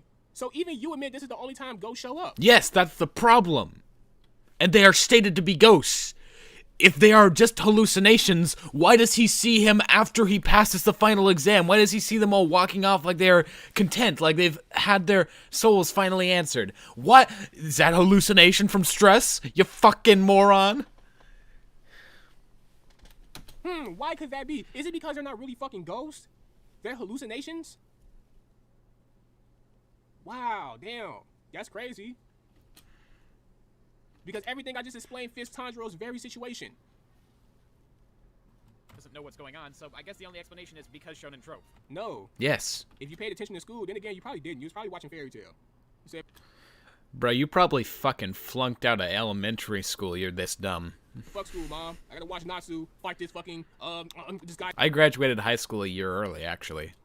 Zero with the black hair. He is so relatable as a character because he's so emo. I can't relate to or talk to anyone. I can't relate to shit. Like, Their souls are all at rest 2 episodes after we meet him anyway, so I guess it's all cool. Out of sight, out of mind, as I always like to say. To be fair, the final training arc at the end of the season is much better paced than the last one and actually feels satisfying. But the manga kinda goes back on that better pacing, but that's for later. After his whole process to become a demon slayer, Tanjiro meets all his soon-to-be companions, becomes the lowest ranked of a demon slayer, picks out an ore for his sword, and upon getting it, goes off on his merry way after Nezuko wakes up. Yeah, I didn't mention it because it happened in the 2-episode, 2-year time skip, but Nezuko was apparently asleep the entire time Tanjiro was training. It's an emotional moment for him, but it doesn't really matter to us because we didn't feel any of that time. Stop saying us. Stop trying to lump everybody in with how you feel. This is how you feel. You're not showing no He's just playing semantics. grabs of how many people say He can't even say anything. He's not even responding to the point. He's just saying like, don't say us! said, yeah, we didn't feel anything when this happened. Stop fucking doing that. Hallucinations taught him moves he didn't know before the training montage. Makes sense to me. Yeah. Dude, this is what you want. This is how you feel. At best, you and your fucking friends who probably watch Fairy Tail and have Fairy Tail book clubs and shit, at best, maybe 5 of y'all feel this way. So wait, I don't have any friends, but I also go to Fairy Tail book clubs with 5 people. But then again, a motherfucker who What spends does Fairy Tail have to do with this at all? the whole time reading and watching You're something just saying I'm lonely. You're just saying get bitches. that they don't have interest in. You're not even answering what I said. You said that you didn't like it from episode 1 and 2, but you still continue to read and watch the shit. A person who does that doesn't give me the impression that they have any friends in their life. They just have their phone, Yeah, I don't know how anyone could tolerate you. Pornhub, and you know the rest. Palmer, fucking cocoa butter, you know what I'm trying to... Come on now, do we really expect someone who spends all this time on something they don't like have any friends? Come on. So you're saying I don't have any friends and I jerk off. Man, someone's projecting. Now, bro, you're not fooling nobody. Pass, and we haven't known Nezuko long enough to care about her or if she dies while asleep. We also know that Yeah, you feel that way. there isn't Not even trying to rebut it. Not even rebutting it. any way something bad could happen to her because she is Tanjiro's entire mission, to change her back to a human somehow. So there's no emotional weight here. We never get an For you. explanation for Not even answering. Not even saying why I'm wrong. Because he can't. He can't say why I'm wrong. why Nezuko was asleep so long either, not even in the manga. She just slept for 2... Oh, so now you want to reference the manga to make your point. Why didn't you reference the manga when you was bitching about fucking Tanjiro training? The manga shows nothing more. The whole time you was bitching how everything was fast-paced with Tanjiro's training, why didn't you reference the manga there? Oh, no, you can't do that because that would just not go... It wouldn't fit with my overall point. Why didn't you reference the manga when you said that the ghosts were hallucinations when it directly says they're ghosts? Why didn't you reference these nuts in your face, motherfucker? 2 full years. It's explained she regains health through sleeping, but why did she need to do that for 2 whole years? There's nothing that would prompt her to basically go... What kind of fucking question? My guy, if you're trying to go out somewhere with your friends, Wait, hold on. Sorry, I was... overall point. 2 full years. It's explained she regains health through sleeping, but why did she need to do that for 2 whole years? There's nothing that would prompt her to basically go... What kind of fucking question? My guy, if you're trying to go out somewhere with your friends, and you call your guy and he's not picking up the phone, and then you talk to him at some point and be like, yo, bro, I tried to hit you up. Like, what happened? Oh, shit, I was asleep all day. My bad, bro. Are you gonna ask your friend why the fuck he was asleep all day? This literally has nothing to do with the point. Nezuko had injuries, and she healed over the course of 2 years, sleeping. Why did she need so much time to do that? Better yet, she doesn't need that kind of time ever again in the rest of the series. And secondly, she's the only demon that heals by sleeping, so tell me, Mr. fucking Detective, Mr. I have all the answers, Mr. I cross-referenced the manga, Mr. You didn't actually show this because the manga is the exact fucking same, but I know better than you. Why don't you have an answer? What kind of fucking question is that? Yeah, I could ask you the same thing. We criticizing niggas' sleep schedules now? Like, oh my god. go into hibernation for that long. It just works, I guess. So I already mentioned how the first few fights in the series are pretty lackluster despite their gorgeous animation, and in that time there was the introduction of a doctor demon called Tamayo. She apparently might be able to turn Nezuko human if she gets samples of blood from the 12 demon moves, the strongest out of all of them. This whole plot thread is kinda dismantled later on, but I'll wait till the manga section to talk about it. Something I will talk about now. You could have been talking about the manga from the get-go, but you... But I said we're only talking about anime here. I said this at the start of the section. Just stop, just tap out. It'll only get worse. I don't care. need the anime to prove your point on why it's trash, I guess. How is the 12 demon moons? They're supposed to be the best demons out of any, and serve directly under the leader of all demons, Muzan Kizabuchi. They are described as having powers similar to that of Muzan, but that definitely only kinda holds true for the very top dogs. In fact, after Rui, the second weakest of the 12, is killed by Gyu, Muzan just decides to completely dismantle the lower 6 by killing 4 and only leaving number 1. These demons that were so hyped up throughout the series and feared as being so strong were just killed off for no good reason. Yeah, you know why? Because we actually have a villain that doesn't bullshit around. What? Let me ask you a question, right? If you tell somebody to go, like, let's say you want somebody to go do you a favor, right? You're like, hey, yo, you right here. Hey, buddy, I want you to go do me a favor. I want you to go to the bank and get $20 out of my bank account. Well, you can't do that. You have to have a pen. You're not gonna give some random fucking guy your pen, are you? For some odd reason, he's not able I'm not sure you're even allowed to do that. I think that's against the law. to do that. Okay, bro. Hey, you over here. Can you please drive to the ATM and get $20 out of my bank account? oh, this person fucks up too. At what point is it going to get to a point where it's like, bro, I can't trust nobody to do this right now? But literally, we only saw the one person. We only saw Rui die, and he's the second weakest of the lower moons. Why would we get an introduction to all of the lower moons, and Rui is one of the lowest of the low, and then he just decides, yeah, you're all useless, all of you. You're all terrible. I hate you. I love you, but I hate you. It's a reference to Bob's Burgers. Fuck it. I'm just gonna go to the bank and get the $20 myself. Muzan in this point is like, bro, what's the point of having y'all? We haven't seen them in action though. We've only seen the one. If this happened after like the fifth and the second strongest, then I could. If it was like the second strongest had lost and we didn't see the other ones, then there could be some reason. But this is number 5. This is one of the weakest ones. Rui literally just got cleaned up by Giyu with ease. Yes, one of the weakest. If he can't fuck with Hashira, like, what's the point of having y'all? They're strong. Almost all of them are stronger. Like, bye, get the fuck out of here. I'm wasting my blood on y'all, and y'all. Well, I mean, he can't get it back. There's no way to get it back. I like your- And he gives more blood to number 1. Acting hella trash. I don't need y'all. I have the upper 6. But he keeps number 1. They seem to be the only ones to get shit done. Every time I give one of you motherfuckers a new position or a new rank, y'all keep fucking up. He keeps saying this like it's happened more than once. It happened once. I demote one, bring one up, and that same one fucks up, and I have to fucking promote a new one, demote a new one. Like, no, just get out of here. I mean, at least he gave Imu a chance. I mean, so he didn't completely wipe all of them out. Just how the moons are just like Tanjiro's siblings, pointless. I know! I pretty much say that in the video. And Imu was supposed to be considered the best one out of the fucking lower 6. And they keep him alive. So, what are we bitching about again? They all have unique designs, and they could have served a purpose in showing how Tanjiro grows as a character. In the fight with Rui, Tanjiro unlocked the whole flame breathing technique by using the breath style his father used during a flame dance, but he still wasn't able to beat Rui because Tanjiro was so inexperienced at it. Afterwards, Gyu beats Rui pretty easily, so it showed a good power difference between the strongest demon hunters and Tanjiro, one of the few in the series. But you'd think after that, Tanjiro would have his whole training arc and then start out being able to beat the weakest demon moon, then work his way up. Oh, so in other words, you want Demon Slayer to do this, you know, the stereotypical Shonen Jump trope shit where, oh, the main character gets stronger slowly, and he. It's not just Shonen Jump. It's called plot progression. It's been a thing since the fucking Middle Ages. It's just basic shit, and it would be better than what they did before. And they can have a good spin on it. They could try doing something with it. But even if they just followed the basic plot progression, like a lot of great anime have, and great cartoons have, and great regular series have, it'd be better than what they did. He beats each fodder motherfucker one at a time to Yes. show how strong he's getting. Yes. So you want Number 6 is the weakest. Then he moves up, then he moves up, and he moves up. But instead, it makes no sense, the power progression, I don't think, because it goes from him not even being able to beat the second weakest to being able to beat the strongest of the lower moons. Demon Slayer to follow a specific formula.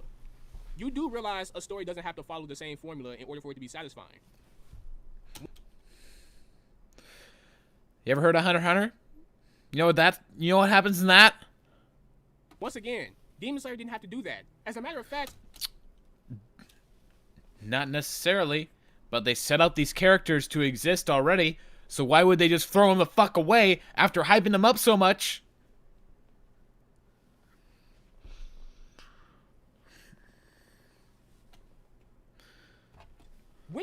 how often is it do you see 1v1 fights in Demon Slayer?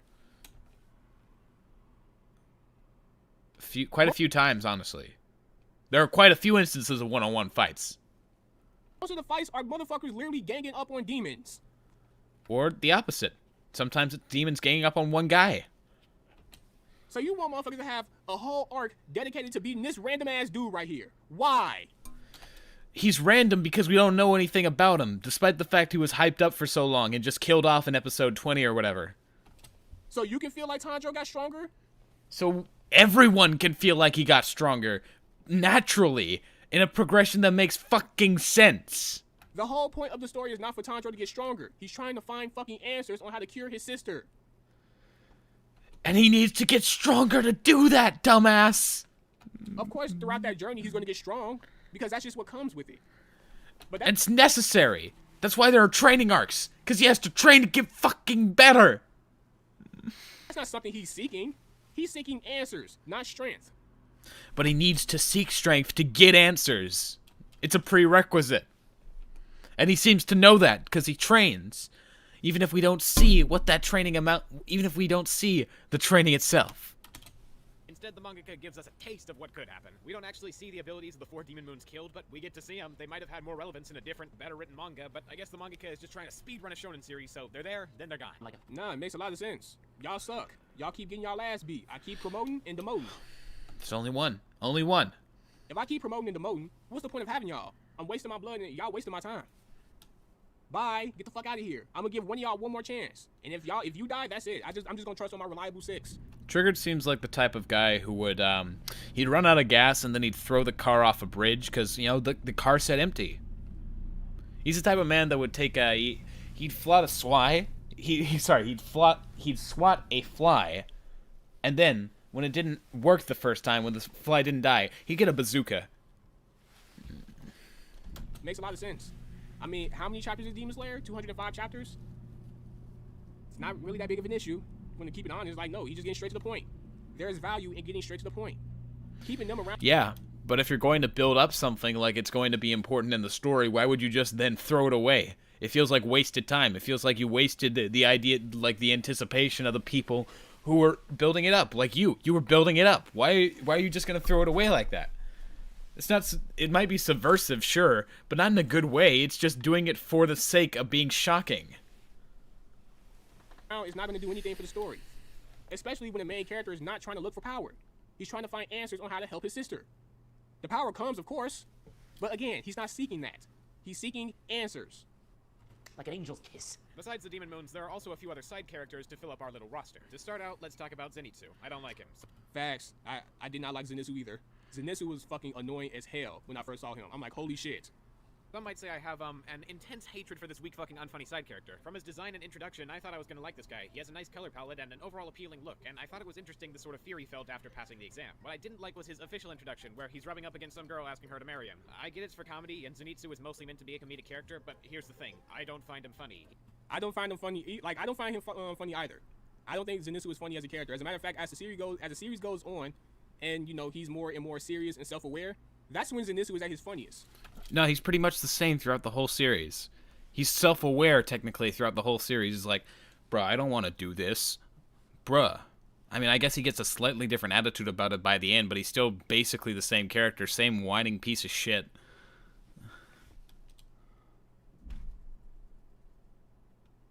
When he's looking at Inosuke and Tanjiro, like when they was finna go with Tengen to the entertainment district, and Tanjiro and Inosuke was happy as fuck, they was excited. Like, Zenitsu was like, yo, why the fuck are y'all so excited about this? Like, Zenitsu later on becomes a character who is just so done with all this shit. He's pretty much already done with the like, shit. Whatever, I guess. Like, yeah, he's still gonna be him because, I mean, that's his character. But it's some development moments here, like here and there, where it's like, yo, like, yeah, he's not funny, but when he, like, you know, adds self-awareness to the whole situation, then it's like that's when he's at his funniest. But all this shit he doing, yeah. Even then, I don't think it's really.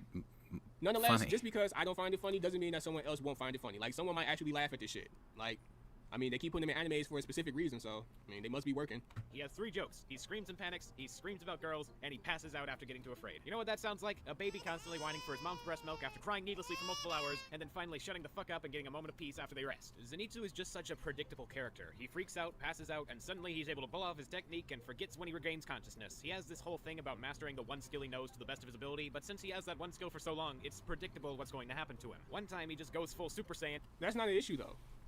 I mean, earlier in the video, didn't you say that you want to be able to, like, learn, like, you said how, you bitched about Tanjiro not showing all of his water-breathing forms because, you know, you would be able to see what moves he can use in that specific situation.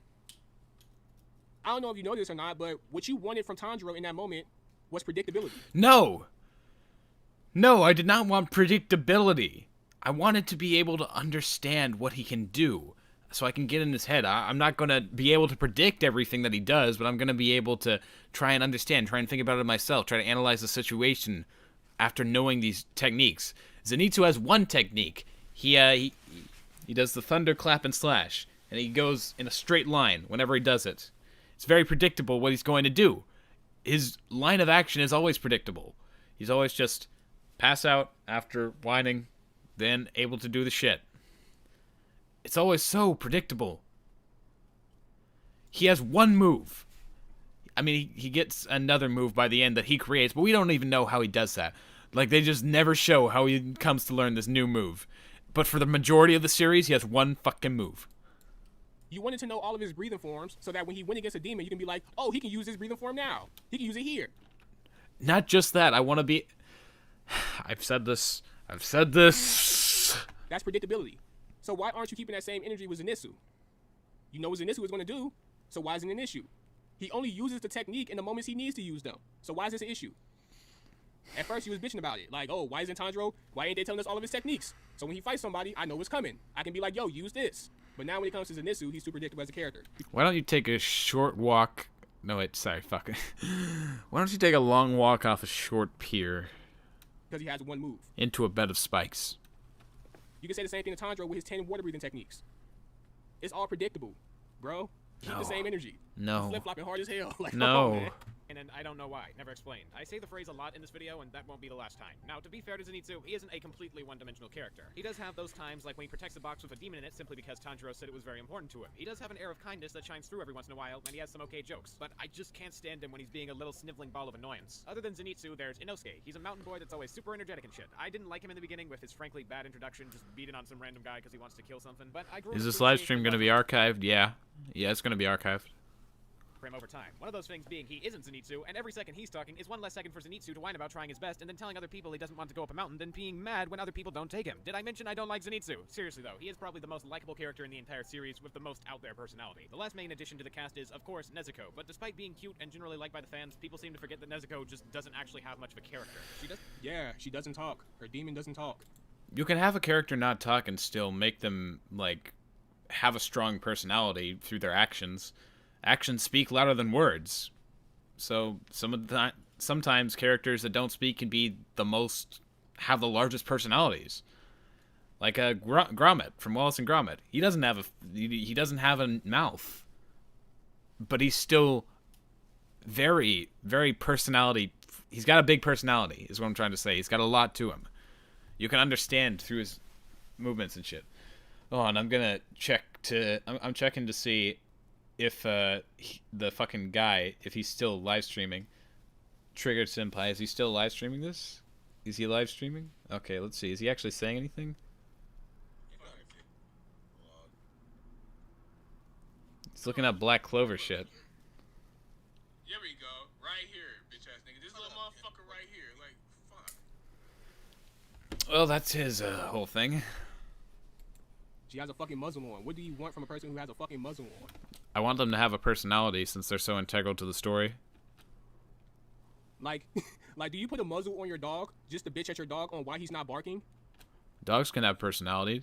You know, dogs that they'll cover their eyes with their paws or whatever. Dogs that do specific actions, try to do specific things.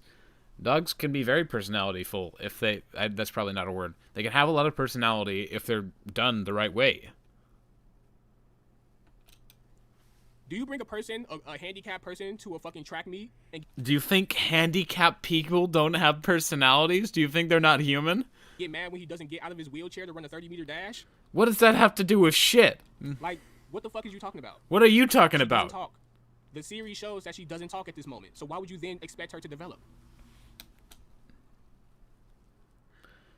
I don't even know where you get this fucking idea. It's so fucking asinine. I don't even understand. She helps the main cast of characters when she can. And she doesn't do it with a personality. And most of her moments aren't just moments where she's just doing shit. They're pretty meaningful moments. Like Okay. when she sees certain characters and it reminds them of her parents. That's because of a Rokudaki spell. That's not because of her personality. Yeah, that's showing the human side of Nezuko. No, it's showing a Rokudaki spell because he's making it so that every human looks like her family. She's a demon who still has humanity, which is one of the many themes. Yeah. She's a demon with humanity. But what kind of personality does she have? Humanity is personality. At least partially. And she doesn't have that. I'll see you later. I'm going to finish Outlaw Star. Thank you, Rolando. In Demon Slayer, demons aren't just demons. They aren't just nasty creatures. No, demons are a victim of circumstances. Demons can be good. Except for the cases where there are some of them that are just terrible. You know, people that murder hundreds of people. That's some. I talk about the backstory shit in later on in the video, but like, you know, characters like Rui, they killed dozens of people, tortured them, made them into these fucking roles where they mentally scarred them, and it's just like, oh, well, he had a bad upbringing. You know, he was sick, and then he killed his parents. You know, it's okay. You feel bad for him now, okay? Oh, Cartoon Cheese in chat. I thought I was safe from any Twitterisms here. Nope, never safe. Cartoon Cheese, never safe. That's the theme mostly. Where does Nezuko? An embodiment of that. Like, come on now, dude. Doesn't have any major character-defining moments beyond protecting her brother in the very first episode. Oh, fuck out of here, dude. She has. Yes, she does. Okay, what? Yes, she does. What? Fuck out of here. She does have many fucking character moments. Okay, what? And to sit here and make it seem like this shit. Doesn't have any major character-defining moments beyond protecting her. So, like, did you not read the final fucking arc? I did read the final arc, and even then, she doesn't do much. Did you not read the fucking part or see the part where she fucking protected herself from Rui? Protecting herself from Rui isn't a character moment. It's her defending herself. Her unlocking the blood demon art out of nowhere. That's not a character moment. That's just her getting a power-up. When she unlocked her blood demon art for the first time? When she was fucking evolving as a demon? That's also her getting a random fucking power-up. Like, what are we talking about, sir? What are we talking about, sir? That's a good question. You're not saying character moments. You're saying moments where she gets powers. That's not character. She has mad character-defining moments. No! Brother in the very Also, I'm talking about the anime anyway, so why would I bring up the ending of the manga? first episode. I think Nezuko is fine. She's cute and serves her purpose to the plot, but I never really loved her as much as Tanjiro did. And you'd think that's what they try to make you feel over the series. No, because they don't make you try to feel shit. Yes, they do! What are you talking about, man? What are you talking about? Who the fuck goes into a cartoon trying to feel shit? Bro, just watch the show. What? Who goes into a show trying to feel things? Most fucking people. What, do you not try to feel things when you watch a show? Do you just turn your brain off? You can't... Entertainment is a feeling. Happiness is a feeling. Anger is a feeling. These are all things you can feel by watching a TV show. Or a movie. Or any piece of entertainment. Why would... What the fuck is up with people trying to mix their emotions and personal feelings in a fucking cartoon? You're acting like people don't want to feel emotions when they watch cartoons. When you add your personal feelings and emotions to a cartoon, it doesn't allow you to be objective. You're objective? You're the objective standard? Then I don't want to be fucking objective, and this is what objectivity looks like. But you're not fucking objective. When you watch things from an emotional standpoint, it makes you give emotional criticisms. Hi Pot, I'm Kettle. Just like this video is filled with nothing but emotional criticisms. Hi Pot, I'm Kettle, ×2. Oh, what I think they should have done. Oh, it would have been better. Oh, I don't care for this moment. Oh, I don't care for this character. Oh, I just don't give a shit at all. All of these are feeling-based criticisms. I give reasons for why I think things. Unlike you! I hopped in the guy's stream for 5 seconds and felt the plasma of my TV become toxic. JS, you gotta stop before you lose more brain cells. Whatever, I'm already down to like 5. It's okay. You know why? Because you watch anime with your feelings. You try to emotionally attach yourself Listen, anime don't care about your feelings. to fictional characters. Woke liberal nonsense. Anime does not care about what you feel. Okay? Okay, folks? That's weirdo shit. It's one thing to be inspired by an anime character. But to sit here and be like, oh my god, I see myself in Mob Psycho, that's weirdo shit. You can't relate to Mob as a character? The story is set up for the main characters and the characters to win. Your life is not set up for you to win. So what the fuck is up with people putting their emotions and feelings into fucking cartoons? What?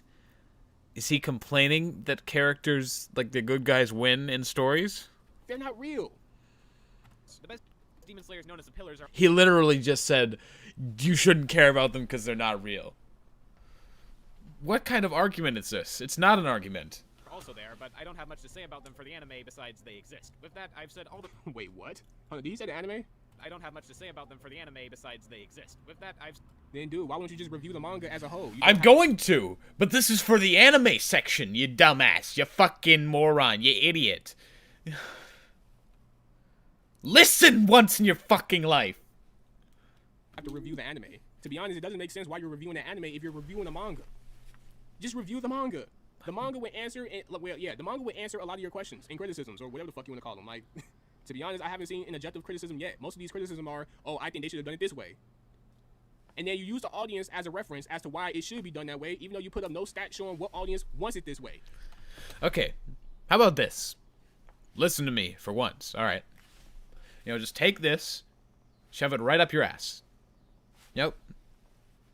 He's probably gonna say, why do you want to shove it down my dick hole? Because guess what? I have stats too. I have stats. As a matter of fact, like the stats are so powerful and favorable on my side that I don't even have to look them up. Because the fact that you're making this video is literally a perfect example of why fucking Demon Slayer is so well loved. Or we're not well loved. Well, What? bottom line, what I'm trying to say is Demon Slayer is fucking popular. Yes? It's shitting money on a regular basis. And? It's popular than anything that's out right now. Every time a new season comes out, that shit does numbers. Okay, and? Even when Demon Slayer was airing the same time as Attack on Titan, Demon Slayer was out trending Attack on Titan. And? Attack on fucking Titan. And? It surpassed One Piece, has the #1 movie. It's the reason why Ufotable is holding their fucking claw. They have their graphs on Demon Slayer. They're not even trying to animate anything else right now. They're focused on Demon Slayer. You know why? Because Actually, they are animating other things. They're animating Fate right now, as well. Fate series. Demon Slayer is the moneymaker. All them volumes being sold, yeah, sold out all the fucking time. Those are my stats.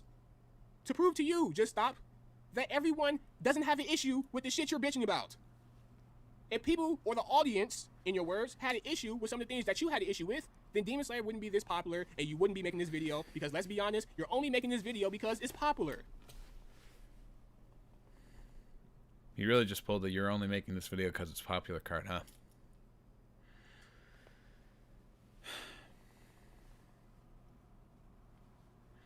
And he's saying that I'm wrong because other people don't have issues with the series. Other people don't complain. So that means my criticisms are invalid.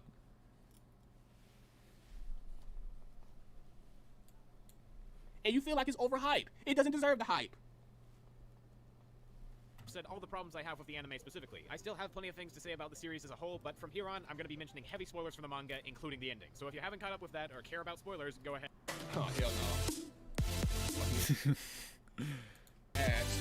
Nothing to watch this stream. Get this shit out of here. And read it. So, now that I'm able to say anything I want to about the franchise as a whole, the first thing I want to complain about is the ranking system for all Demon Slayers. Recall back to when I mentioned Tanjiro entered the Demon Slayers at the lowest rank. Demon Slayers have 10 full ranks among them, and the Pillars are a separate rank all to themselves, but the entire system of rankings is heavily underused throughout the series. The only mentions of it we get are when Tanjiro first joins, a random moment in the Entertainment District arc where Inosuke briefly mentions they're now 3 ranks higher, and this technically isn't a ranking matter, but during the final arc of the series when Tanjiro is facing Demon Moon number 3, Gyu refers to him as being just as strong as a pillar. What I hate about the underutilization of rankings is there could have been so much more if the idea was at least slightly touched upon. In Demon Slayer, we only ever see bottom-ranked recruits, some Slayers at the end who are presumably stronger and die by the hundreds, Tanjiro's gang, and the Pillars. In most other cases, when you have this type of ranking system, there's at least some kind of representation for each group to show what they're each like. Maybe one rank is given more privileges than others, maybe one specializes in honing a new skill. Just giving some incentive for the characters to want to climb the ranks would be enough.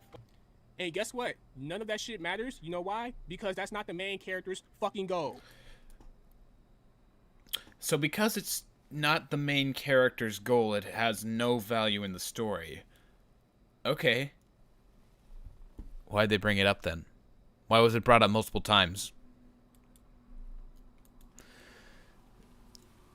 I'm saying that you could have used the rankings to make it important to the main character's goal.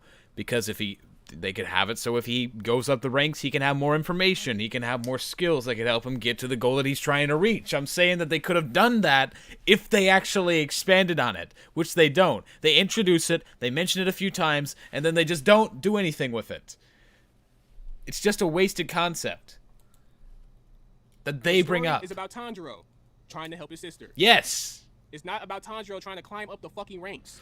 I'm saying you could make it about how him climbing up the ranks can help him with his sister. Because it's something that's introduced and they could use. Demon Slayer fans, when Glup Shido emerges from the 48 frames per second animated smoke effects after being assumed dead and says, "It's slaying time." Ironic, since his content is centered around bashing popular IPs. Yeah, I saw it. Most of his videos are on, most of his most popular videos are on My Hero Academia. Nope, that's the same thing. But Muzan is part of his goal, and guess what? You need strength. Yes, that's what I've been saying. If Tanjiro would have came out and joined the Demon Slayer Corps and said, yo, I'm gonna be the greatest there ever was. I'm gonna surpass all you Hashiras. If Tanjiro's goals were anything power related, well, They are power related. He needs power. I guess you can kind of say the whole Rengoku thing where he said he doesn't want to be seen as a, you know, a standee. He wanted to be able to contribute to a fight. Yes. But that has nothing to do with the ranking system in the Demon Slayer Corps. That's just Tanjiro wanting to be useful in the fight so no one can die. Yeah, I'm saying they need to include it if they're going to be mentioning it multiple times and doing nothing with it. That's all what that was. But the ranking shit, it doesn't matter. Inosuke brought it up. But, I mean, other than that, that's it. Maybe because Inosuke cares about that shit. No, he doesn't. He would have brought it up more. It's not important to fucking anyone. Why did they bring it up then? Like it's important. Tanjiro doesn't care. Yeah, Hashira doesn't care. He's already a fucking Hashira. this is the problem. And every time we see Tanjiro is Zenitsu and Inosuke, they with a Hashira. Doing shit. Like, I would agree if this was Tanjiro's goal was to get stronger and be the best there ever was. Like how Naruto said he wanted to become Hokage. Yes, it's important that we learn the different branches that Naruto would have to reach before becoming Hokage. That makes sense. Like, what does Naruto have to achieve before becoming Hokage? And you can argue that Naruto threw that shit out the window. Naruto didn't even become a Chunin. He didn't become a Chunin until what? After the 4th Great Ninja War arc? I've never watched Naruto, so I don't know anything about what he's saying. Bottom line, ranking systems don't mean shit. If the main character isn't thinking about it at that moment, then guess what? It doesn't matter. The whole point of bringing it up, is just to let you know, hey, it's there. They don't have to explore it, just know it's there. What's the difference in power between the top-ranked Demon Slayers and a pillar? How much is needed to move up? What tasks do you need to accomplish? When did Tanjiro and the others begin to climb the ranks? I will say something, but at the same time, It's like it's one facet of all the questions I was asking. One thing that's not even mentioned in the main story, so it's barely even my fault at all. But I kept getting comments about it, so I had to correct it. he already answered it himself. Answered one of them. Not even the most important question. Just stop. If only you paid attention and just gave a little fuck. Opposed to trying to rush a video out so you can be like, hey guys, I shitted on Demon Slayer. Please like my video and give me subscribers and AdSense revenue, shit like that. Like, I understand, bro. You don't like something, you make a video about it. I get it, bro. I did the same shit with Black Clover, but the difference is, or you guys will soon find out as the video keeps going on, he doesn't really care, and it sounds like he never wanted to make this video at all. Has no enthusiasm.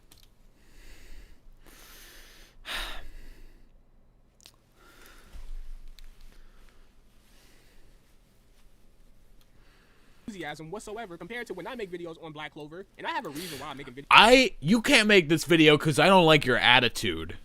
You need an attitude adjustment, mister. It's starting to get dark in here.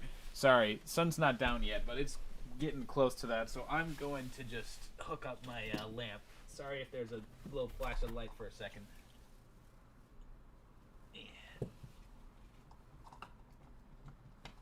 There we go. Videos on Black Clover despite me not liking it is because the fans are fucking toxic and they try to strike down my channel and shit. They harass me on Twitter, call me names, all because I said My Hero Academia was better. So guess what? I proved them wrong by trolling. And guess what? I had a fucking blast. I'm even cool with some Black Clover fans. Like, hey, look, I have fun making videos about Black Clover because it's fun. Like, I like watching bad shit because it's fun to roast. And so, Didn't you get on my ass for doing that exact thing? Why do you watch things that are bad so you can make a video on it? That's not a valid point according to you. According to you? You fucking hypocrite. My god, how do you contradict yourself in the same live stream? Is your attention span that small? Do you have a fucking goldfish brain? some people have common sense to know, hey, look, he's just fucking around. So much so that people actually think I like Black Clover. No, I don't, but that doesn't mean I'm not going to watch it or read it, because guess what? I would be lying and saying that I didn't care about the manga and how it ended. I want to see how this Julius shit end. You know why? Because if it ends the same way I said it was going to end, that means I get to crack more jokes, and that means everyone else gets to laugh more and more. Even Black Clover fans Yeah, laugh people get to laugh, but I don't think they're for the reasons you expect. for my jokes, even though they hate my ass. They be like, yo, I fuck with Black Clover, but this dude funny as hell. Look at the comment section. They either hating or they just, hey, you funny as fuck, dude. Bottom line, bro, if you don't like something, then at least tell me why you don't like it with energy, with enthusiasm. This is I'm doing that with energy. You want energy? You want fucking energy? YouTube. Add some flavor to that shit. And like at least respect your videos to at least do some research on them before you put them out. You knew you was wrong as fuck when you put this video out. I knew I was wrong as fuck because one of many questions that I asked that wasn't even that important. I didn't know the specific answer to that. That means I had no research. That means I didn't care. Look at this fat ass paragraph. It's not that long, honestly. It's not long. You telling me you fucked up on this much information in your video? That you had to write a fucking paragraph? Hey. You say that like a paragraph's long, but then again, he thinks 2 chapters are long. He probably couldn't read that much. He probably doesn't have that many words. He probably doesn't know what the fucking... He doesn't probably know how to... He probably doesn't even know how to spell the name of Demon Slayer. He probably doesn't even know. Probably didn't get past 3rd fucking grade. You know what? And y'all just in 21K likes, y'all just ate this shit right up. And some of y'all are actually in my comment section using this dude's points as if they're valid. Not like you've discredited any of them. Just saying. Come on, man. This shit is sad. But then again, I seen your video on Fairy Tail.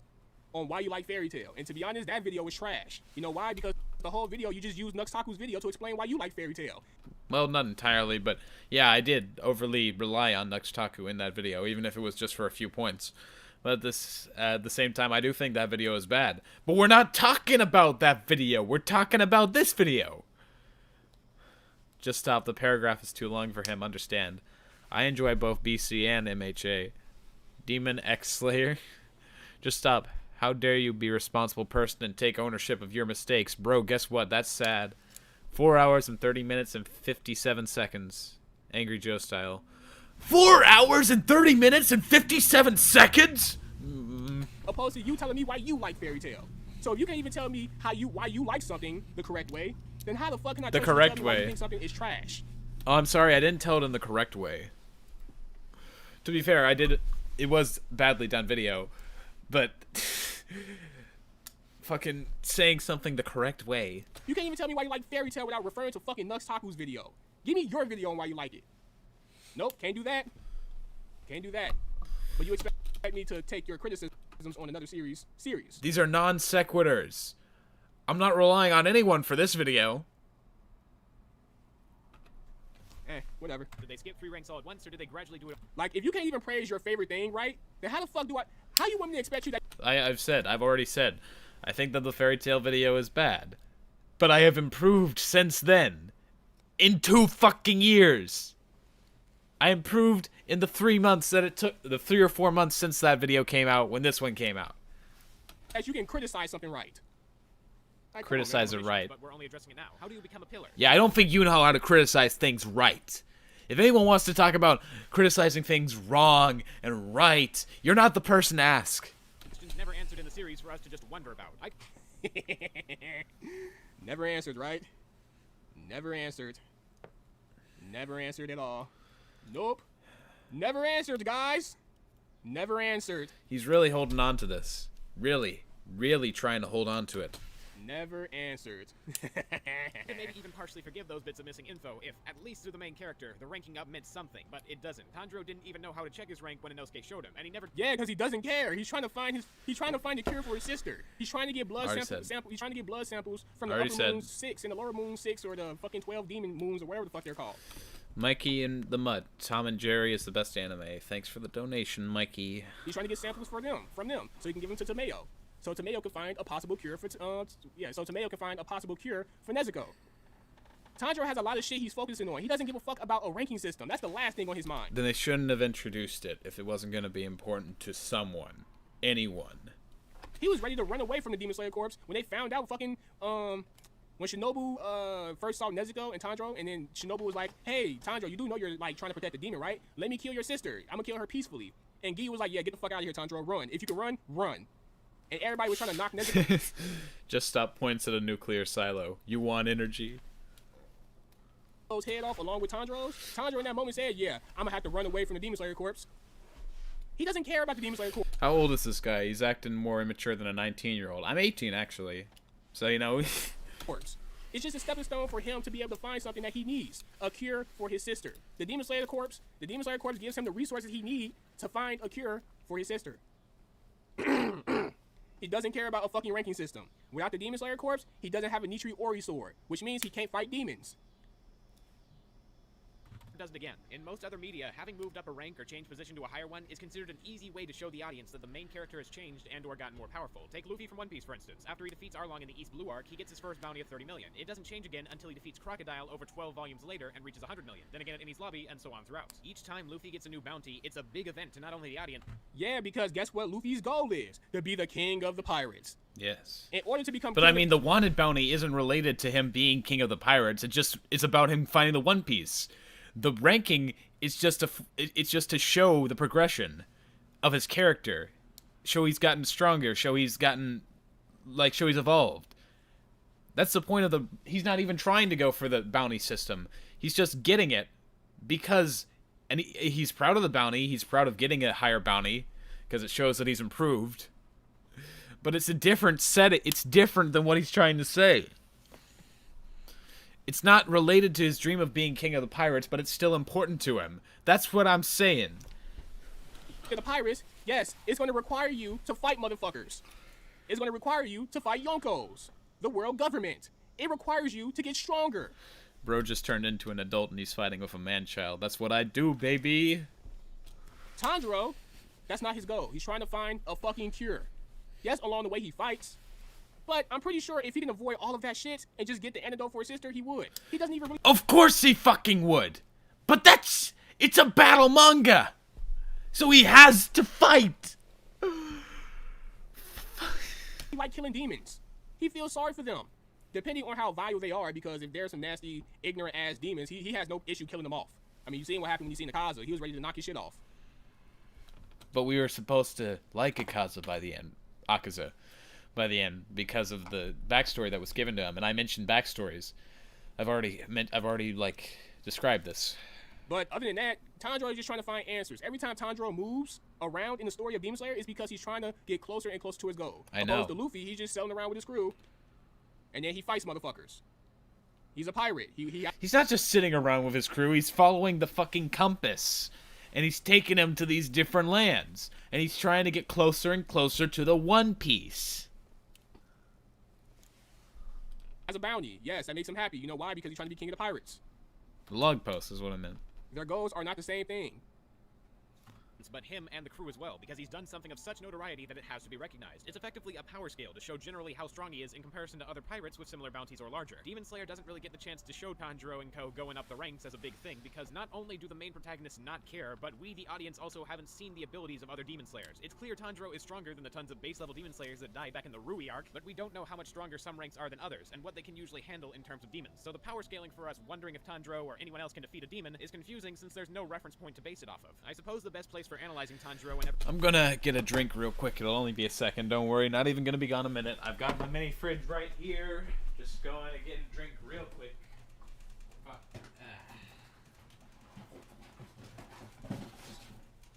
Gotta stay hydrated when I'm doing this, because it just takes the moisture right out of my throat.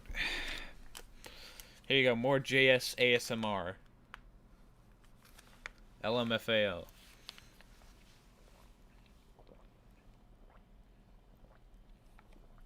Just stop while you go through the whole video. I don't know. I don't know yet. Probably not with the time I'm making, but who knows? I might go insane before then.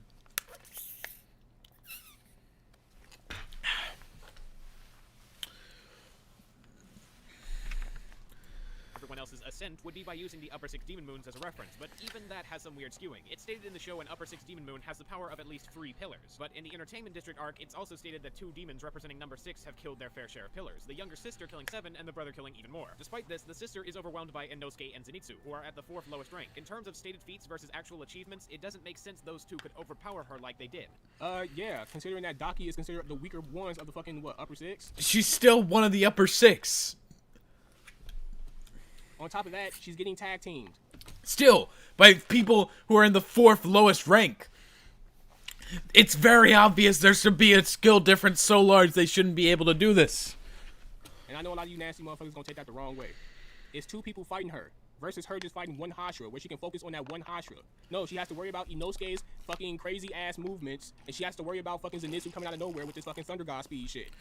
But I'm saying, if their rankings are anything to go by, then it shouldn't be possible, because there were 3 Hashiras. At least. It's like being double teamed in basketball, like you coming down the court. It's easier to focus on one defender. You're able to get in your bag. You're able to overanalyze him, so that way you're able to get past him and score. Versus you coming down the court and 2 motherfuckers are trying to double team you. Okay, let's say this. This is like the equivalent of if there's a really strong, like, let's say it's Kobe Bryant. Kobe Bryant is on the fucking court, and LeBron James is coming at him. Like, it would be hard for him if he was going up against LeBron James, but let's say instead of just LeBron James, it's me and my friend, who have no basketball experience. No, we finished, we got a Little League trophy. We have that kind of experience. We just got drafted for college basketball. Does that mean that we're strong enough to take him down? It's called applying pressure. It's gonna fuck with you. It has nothing to do with power levels. Yes, it does. It has everything to do with power levels. You can feel overwhelmed. Power levels have absolutely nothing to do with that, unless you're in Dragon Ball Z, where you can just fucking blow up a planet and boom, bada bam. Or you know these fucking outrageous ass anime series where they just do some crazy shit and they just fucking get all this shit out the way. One of Naruto's most valuable jutsus is his Shadow Clone Jutsu. Never watched Naruto. Can't say anything about Sasuke hates that jutsu, so much so that in the last arc he tries to prevent Naruto from using it. You know why? Because that shit applies pressure. Fuck that. I'm not. Pressure isn't enough to overcome what would assumedly, based on what has been said, be a way too large skill difference. I'm gonna focus on 1,000 of you. I'd rather much focus on you because it's easier. This is logic. Yes, 2 people versus 1 demon who's not really that strong. Yeah, it makes a lot of fucking sense why they would push her to the edge. And let's not make it seem like they completely overwhelmed her. Like, no, she was getting some licks in too. So we not even make it seem like fucking Inosuke and Zenitsu dominated Daki. No, that's not the case at all. But they did Daki dominate her at the end. That, she got overwhelmed. That shit happens. It does. Another fight I was confused over was the battle between the gang and Enmu during the Mugen Train arc. Enmu was the #1 lower tier of the 12 Demon Moons, and in an attempt to redeem him, Enmu was given a ton of Muzan's blood and said to have considerably more strength than before. We don't know if this is enough to make him as powerful as an upper 6 Demon Moon, but he surely isn't a pushover. During the train ride Tanjiro and Ko are taking, he makes them all fall asleep and tries to have them die while he consumes the passengers. The way he plans to do this is by fusing his body with the train to make the inside of it his organs. Tanjiro finds a way out of it and is able to defeat Enmu with the help of Inosuke. To me at least, this doesn't make much sense. Even with the training arc Okay. Wait, so let me hear that again. body with the train to make the inside of it his organs. Tanjiro finds a way out of it and is able to defeat Enmu with the help of Inosuke. To me at least, this doesn't make much sense. Why doesn't it make sense? Even with the training Because they're low. They weren't able to beat Rui. And I understand more why people think it's justifiable that he was beaten. But at the same time, I do still have reasons where I think it's a bit unreasonable. arc beforehand, Tanjiro couldn't even kill Rui, the second weakest of the Demon Moons. But afterwards, he and Inosuke Wait, what the fuck did couldn't you? even kill Rui, the second weakest of the Demon Moons. But Motherfucker! See, this is what I hate. I hate this shit. So right here, you acknowledge after the training arc. I said afterwards, as in after the training arc. The reason it's put there is because I didn't think I was specific enough with my words, so I wanted to clarify. What is your point in putting this right here? Are you acknowledging that it makes sense now? No! You would have a point if they were just coming It's the wording! off of the Rui fight. That would make a lot of sense. What you said. If they were just coming straight off of the Rui fight. But no, they went through a long ass they went through months of healing and training. This doesn't come out of nowhere. Yes, it still does. It still fucking does. Like, no, That power progression makes no sense. it makes sense why they would get stronger. They trained Not that much stronger, though. over the course of months. They healed. They improved on their breathing. They're able to, like, break fucking big-ass bottles and shit. Like, their breathing got stronger and it improved. Oh man, they broke a bottle. That means You don't even need me to finish that sentence. Of course it makes sense why they'll be able to be stronger and fucking be able to take out stronger things they weren't able to beat before. Especially if it's 2 of them. Like, what the fuck? And then not only that, you don't even mention it. And then you add this fast-ass text up here to where I have to literally, like, fucking hope that I catch the right frame so I can read the shit. It's like, dude, this video is so lazily done. No, like, you have no fucking integrity in it, or no emotion, no enthusiasm. Just, hey, fuck it, let's just get it out there. Afterwards, he and Inosuke, a person shown to be weaker than him, are able to defeat the 7th in the Demon Moon list after he's gotten a power-up from Muzan to make him even more powerful. Some might brush this away by saying that as Inmu lies there dying, he says he hasn't actually unleashed all his power yet. And I gotta ask, why? Hey, guess what? You asked yourself, and guess what? You answered your own question. Yeah, but that's sort of an opinion. Semi-opinionated. You know why? Because you refuse to do fucking research. Because I refuse to do research. There are things I want to say, but I don't want to get banned off YouTube. You're just so quick to criticize with no thorough research. You just want to get this video out and look at your ass. Writing all these paragraphs on shit that you should already fucking know. You know why it takes me so long to make a video? Because I'm a perfectionist. I Oh, you're a perfectionist. Okay. want everything to be right. I don't want a video going out where I'm always wrong about shit. Must be so difficult for you, huh?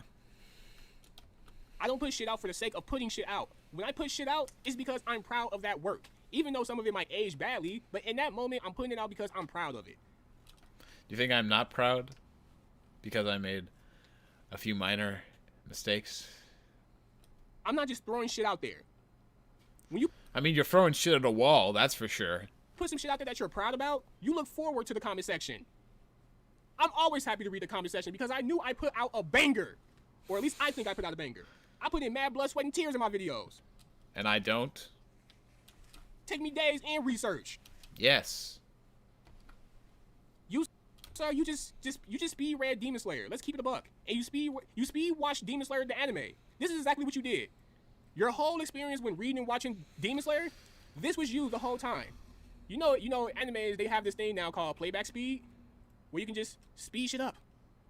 Just like how motherfuckers can speed read mangas and not understand the full context of what's going on because the fucking reader refuses to submerge themselves in the world and what's going on and take the effort to actually learn about the world.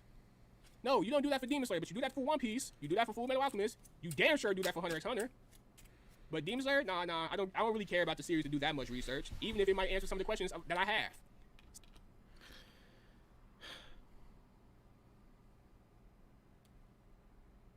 Some of my criticisms can actually be answered if I just put in effort into learning more about the series. Why don't you put an effort into going and fucking yourself? I'm sorry, I'm using the same insult sort of, but it's all I can say because all he can do is repeat himself.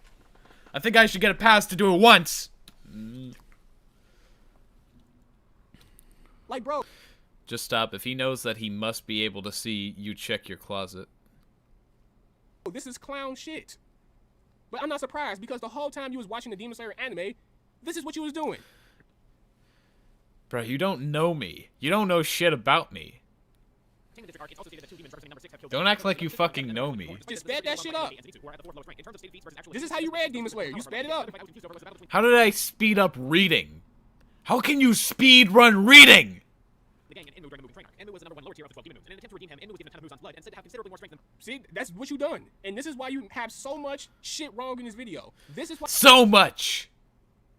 you wrote this big ass paragraph down here. And then have the fucking audacity to say, ooh, sorry for these mistakes I made. I genuinely meant no harm. And to be absolutely clear, if I wasn't already, I don't think Demon Slayer is the worst thing ever. I don't like it, at least not the manga. He literally says, how dare you? How dare I correct things? But that doesn't mean you can't, and I don't understand why others do. Sir. Hey, just stop. I have a manga to recommend to you. It's called Goodnight Pun-kun. Go check it out sometime. It's adult manga, so don't read it on stream. You might get banned. No, I've read all... It's one of my favorite manga. Oyasumi Pun-pun. I like to call it Oyasumi Pun-pun because, you know, rolls off the tongue better. Sir, why can't you apply that same logic to yourself? You're fucking with a beehive, and not only are you fucking with the beehive, you're wrong about their shit. So don't get mad when motherfuckers try to check you on something. You put out a false video. Look. Look at the mirror and smash your fucking face into it. You're gonna need all those shards to really get the picture that they're all you. And then you try to use the audience to make your points right. Don't get mad when people try to check you. You better not get mad at this video. You better not get mad at this live stream, man. Let me make this very clear. Motherfuckers who like this shit, trust me, they're just like you. They don't understand why something is getting overhyped, And they just said, you know what? This shit is not worth the hype. Oh, this guy feels the same way. Like, oh, he's spitting so much facts. Hell, there's people that like Demon Slayer that don't understand Demon Slayer the series. They like it, but they don't really know why they like it.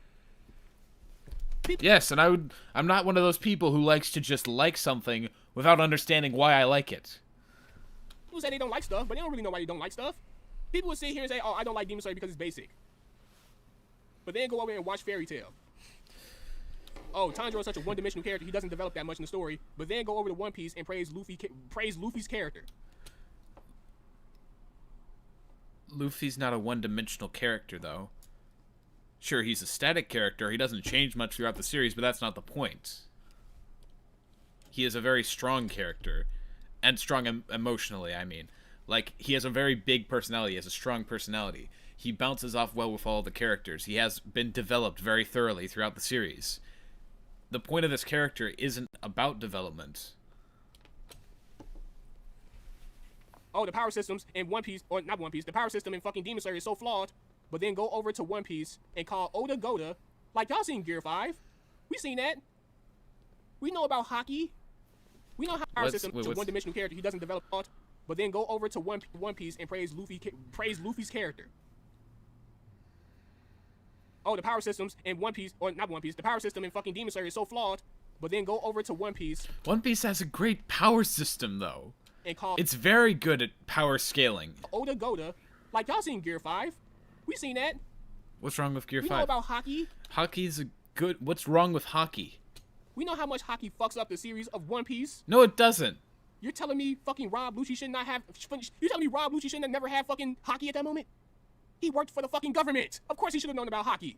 You telling me Crocodile shouldn't have known about Haki? Of course he should have known about fucking Haki. Oh, the Gear 5 shit? Oh, Mr. Oh, we've been... I mean, yeah, for sure.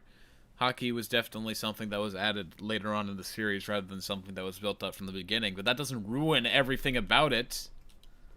I'm looking for this devil fruit for 500, 800 years. I present to you Marineford, where Luffy is just sitting there in front of 3 fucking admirals. Not one mention about the fucking gum gum fruit, even though Luffy says in front of him, gum gum yo. He says that, but no one is saying, yo, ain't that the fruit we looking for? What? No one was looking specifically for the gum gum fruit. They were looking for other fruits. Just any devil fruit, really. But nonetheless, you know, whatever. Talking about power inconsistencies. No one wants to talk about Arlong literally biting the cannonball and the shit blowing up in his mouth and he felt no damage whatsoever. He bit a fucking pillar.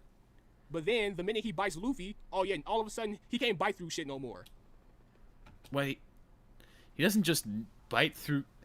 He tries... Isn't it that he tries to bite through Luffy, but he bites on his own sword? Isn't that what happens there? Yeah. Whatever, man. You want to talk about Alabasta? Crocodile? What about You him? want to talk about Hunter x Hunter? What about Crocodile? P2? You telling me P2 P2 should have fucking killed Gon? Yes! But then... Have you watched the fucking anime, you...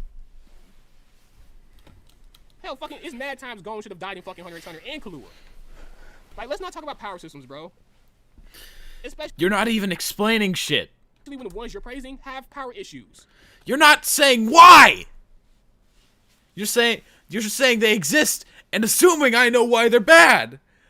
But they're not bad. You don't know if this is enough to make him as powerful as Upper Six Demon Moon, but he surely isn't a pushover. During the train ride Tanjiro and Thor take it, he makes them all fall asleep and tries to have them die while he consumes the passengers. The way he plans to do this is by fusing his body with the train to make the insides shown to be weaker than him are able to defeat the 7th in the Demon Moon list after he main pro-tags to handle. It would make for a more interesting and difficult fight at least, but we never get to see it because Enmu just dies. Speaking of fights, one of them I found slightly bullshitty was the fight with the I'm not gonna lie, bro. You did better just saying that Enmu was a shit character. Enmu was trash. What he did to Tanjiro's character was great for the story, but his character himself was trash. You did better just saying that. I don't know what the fuck he was crying about. Like, you did better just saying Enmu was trash. I actually would agree with you. 6th Demon Moon in the Entertainment District arc. I'm not referring to when Tanjiro unlocks his birthmark to give him a sort of temporary power boost, helping him decapitate the 6th. That was at least foreshadowed beforehand. No, what I'm talking about is when Inosuke gets stabbed in the heart with a poison hook, and it's fine because he, in his own words, said he rearranged his organs. I've never heard of this being a thing, even in anime, but I was willing to give that the benefit of the doubt. Okay, Yeah, you also don't know about hallucinations. You also don't know about researching your work before putting it out. You also don't know about seeing things from other people's perspectives and not only one perspective.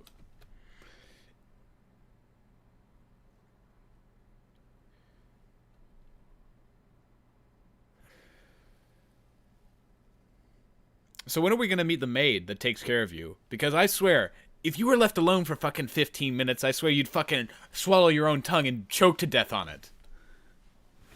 There's a lot of things you don't know, sir. So I'm not surprised that this might have went over your head.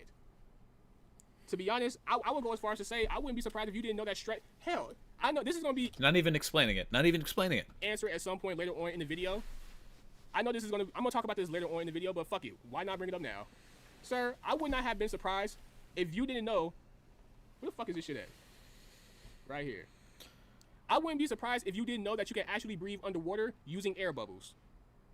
As a matter of fact, I don't think you do know that because you do criticize Taquito doing it later on in the manga.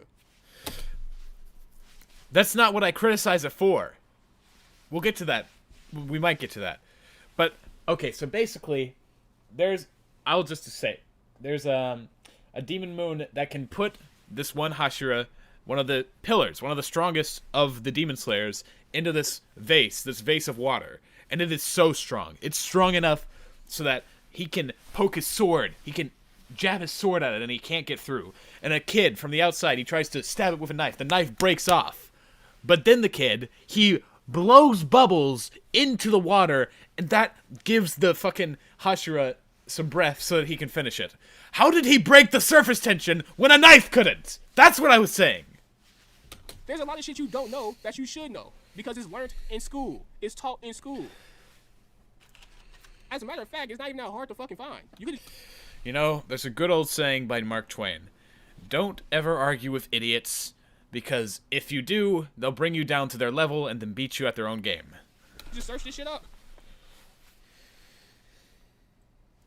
Didn't get stabbed in the heart. The poison should have definitely taken its toll by now, though. It's been shown that even one of the pillars, who is stated to be a trained shinobu with a poison resistance, wasn't able to hoard off its effects for that long. But Nosuke retorts that he's... Wait. He gets back up, but only barely. It's still top tier unlike Inosuke. What the fuck does that even mean? It's fine, because... What do you mean, what does it mean? Boy. Yeah, and Inosuke been in the mountain his whole fucking life. But how is he immune to demon poison? How is he able to have no effect? How... It makes sense why he would be kind of resistant to poison. Why he would be tolerant to poison.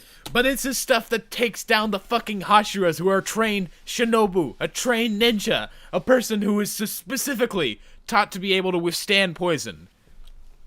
Versus a rugged mountain boy. Makes sense why he would be able to do animalistic shit. It's in his character. Are we gonna add logic behind every fucking thing? Because if we're finna look at Demon Slayer and just apply logic all of a sudden to anime, then I can easily go to One Piece, again, the series that you can't understand why everyone compares Demon Slayer to. And with that said, just stop. You should probably get out of here. Yeah, I know I should. But the entertainment. I'm not doing this just because I want to refute his points. I want to do it I want to show how much of an idiot he is. Because everyone already knows he's an idiot. At this point. But I want to show you how much of an idiot he is. And go to One Piece and be like, huh, why is it that Luffy was able to beat Enel, even though Enel has hit Luffy with 3 powerful ass thunder attacks? And your logic, just stop, you might be like, oh, Luffy is rubber. Of course thunder doesn't affect Luffy. He's made out of thunder. He's made out of the Gomu Gomu. But if we're being logical here, just stop. And I wouldn't be surprised if you didn't know this as well, because you just really don't know about a lot of shit, it seems like. But depending on how hot the fucking thunder is, you can actually melt rubber and plastic. So, I seen those 3 powerful ass thunder attacks. Anyone can watch it on YouTube. If you watch or read One Piece, you know what I'm talking about. Enel, the thunder guy, whatever the fuck you want to call him, hits Luffy with 3 powerful ass thunder attacks. And Luffy blows it off. And everyone is like, oh my god, Goda, this is such a creative way. He used science in order for Luffy to win. This is such genius. But just stop here. He wants to apply logic to every fucking thing.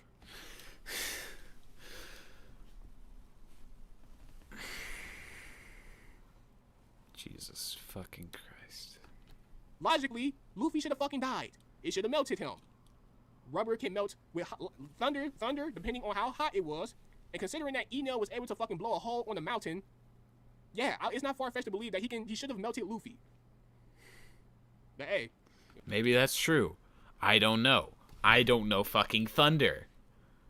I don't know the fucking science behind that. But he says so much false bullshit. I'm inclined not to believe him. If we're gonna keep that same energy for one show, we gotta keep it the same energy for all the shows. Sure. Can't just pick one show and just decide to be fucking critical and logical. Like, that's what I mean with these motherfuckers with these analytical lenses. You put analytical lenses on for one series, you gotta wear them for all the series.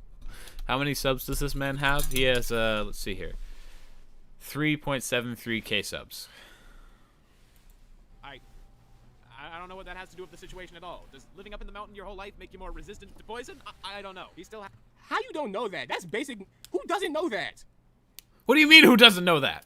It's oh my god. I'm not even gonna say far fetched. At this point, It is I'm far-fetched. teaching him shit that he should already know in school. Does this guy ever pay attention in school? Like what the fuck? has enough power to decapitate number 6 girl somehow, and I find it kind of ass-pully. What's even more of an ass-pull to me is that Ass pull, girl he somehow says. poison. I don't know. Yes, Still has ass-pull. enough power to decapitate number 6 girl somehow, and I find it kind. Oh, you mean with Inosuke? Isn't that Inosuke there with him? You're telling me Inosuke did this by himself? No. No. Zenitsu was I know that Zenitsu is there. I mentioned that Zenitsu is there, but they're both fucking exhausted. right there, helping him. Kind of ass-pully. What's even more of an ass-pull to me is that I'm just saying that the situation is even more ass-pully by the fact that that fucking Inosuke was poisoned. Zenitsu is shown to be under all this rubble, but he gets out by using a technique called Godspeed. And I don't know if the mangaka meant to do this, but I literally thought of Killua and Hunt. No, sir. As a matter of fact, I have panels. How about we go to the chapter and see for ourselves? Because according, you trying to make it seem as if Zenitsu just bursted out of that rubble. No, he was already out of the rubble, sir. No, he did burst out of the What chapter rubble. is it? 92. Let's go straight to 92. Let's already get to it, all right? Zenitsu is right there, underneath the rubble. Everyone sees this, right? He's underneath the rubble. Yes. But then we see this next panel where when Look, he's just out of the rubble. he's finna make his next attack. What's this right here? What's that foot? Oh shit. It couldn't be because Look, he's bursting out of the fucking rubble, you idiot! he found a way to get from underneath the rubble. No, he's bursting out of it. What's even the Like a point of person who's this? just bursting through the rubble that was sitting on top of him? No, this looks like a person that's on top of the rubble.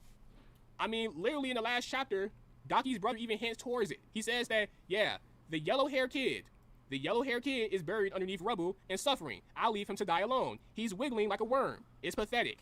He's acknowledging that Zenitsu is trying to get from underneath the fucking rubble. He didn't say What's even the point of this? You fuck! What do you care? Who cares? Who cares? Who cares?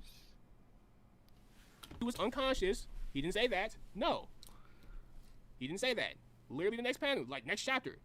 Zenitsu gets up. He's able to knock the fucking demon's heads off. So let me ask you this: where do you learn in fucking school that the Magic Mountain Boy is able to cure himself of the demon poison? Tell me about that. Like, it's not that far-fetched, dude. And you be trying to downplay, like, these fights so hard. You be trying to downplay them so hard. It wasn't Inosuke that... Yeah, Inosuke cut her head, but it was with assistance. Inosuke didn't by himself Sure, let's just disregard everything I say. just fucking get this job done. Zenitsu was literally right there. And I mentioned Zenitsu right after Number this. 6 girl somehow, and I find it kind of ass-pully. What's even more of an ass-pull to me is that Zenitsu is shown to be under all this rubble, but he gets out by using a technique called Godspeed. And I don't know if the mangaka meant to do this, but I literally thought of Killua and Hunter x Hunter when this happened. The mangaka... Wait, I can only use the Flash Godspeed twice, then my legs would become useless? What's the point? What's your point right now? That he can't use his legs? Listen to what I'm I'm saying. confused. I mean, did the series not show how motherfuckers can move with broken bones and shit? Like, I'm confused. What's the criticism here? You highlight that. You haven't listened to what I'm said. meant to do this, but I literally... Tanjiro literally fought with broken ribs, and he I didn't. It wasn't about the broken shit. It was about the Godspeed bit. told you how he was able to do it. Concerning here... Oh, so you're trying to say...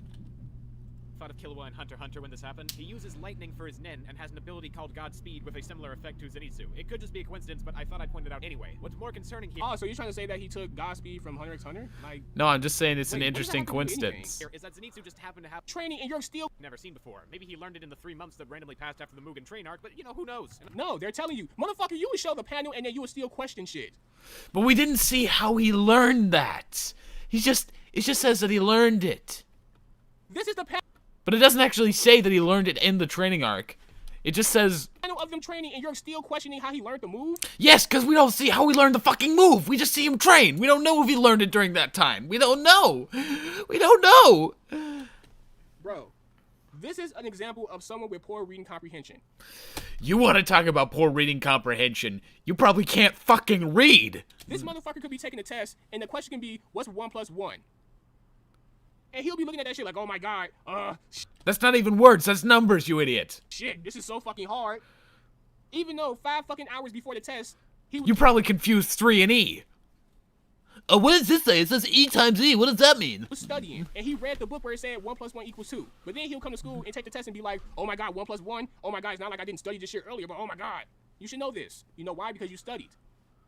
Same with Zenitsu. Of course he knows this new technique or whatever the fuck he does. You know why? Because he trained for 4 months. But I was just speculating, and they don't say it in the fuck. Another asshole, in the Swordsmith Village arc, one of the pillars gets trapped in a water prism by the 5th Demon Moon that he can't penetrate with a sword, and a kid that tries to help him can't do it with a knife, but... Okay, now, you know what? I'm gonna let him continue to talk. Let's see if he adds context. The kid is somehow able to blow the pillar bubbles to give him enough breath to pull out a technique, implying the kid just has the most strong, bullet-piercing breaths imaginable to break the surface tension. Maybe this kid should just give up swordsmithing and become a demon slayer. He clearly has the pipes to pull off breaths. Next... Okay, so he doesn't add context. And in that case, let's go. Okay, let me listen to what he said specifically so I won't take him out of context. The most strong, bullet-piercing breath to pull out with a knife, but the kid is somehow able to blow the pillar bubbles to give him enough breath to pull out a technique, implying the kid just has the most strong, bullet-piercing breaths imaginable to break the surface tension. Surface tension. Okay, sir. Let's go to the chapter, because I have the chapter right here in the notebook. First, let's add context as to why Taquito couldn't even get out the water prison. They don't even say, the dude who used the water prison, Blood Demon art, he didn't even say it was impenetrable. But he couldn't pierce it with a knife, so how'd he pierce it with his breath? He didn't say that no one could ever escape it. That was never stated. I didn't say that either. It was never stated that it had this surface tension.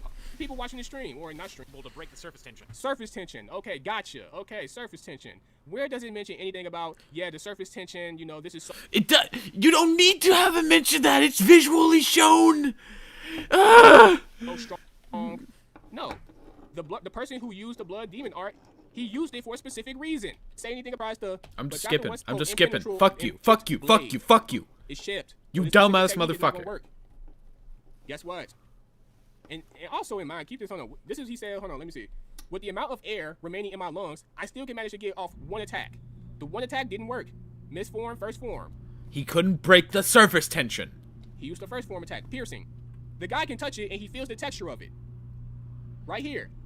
He said, what is this? It's soft and gross. So he can feel the texture of it. So why wouldn't he be able to put his lips on it and blow air into it? He needs to get air through the same surface tension that a knife couldn't penetrate. Is this adding up yet, dipshit?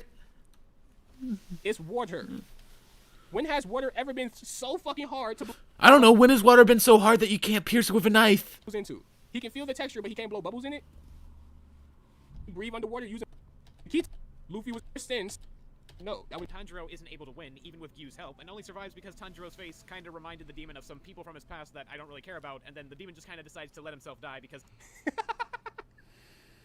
So wait, you don't care, even though this whole time, including the beginning of this fucking video, you said you bitched about how Tanjiro's parents didn't... I don't care because it's barely lighted on, and it's only at the end.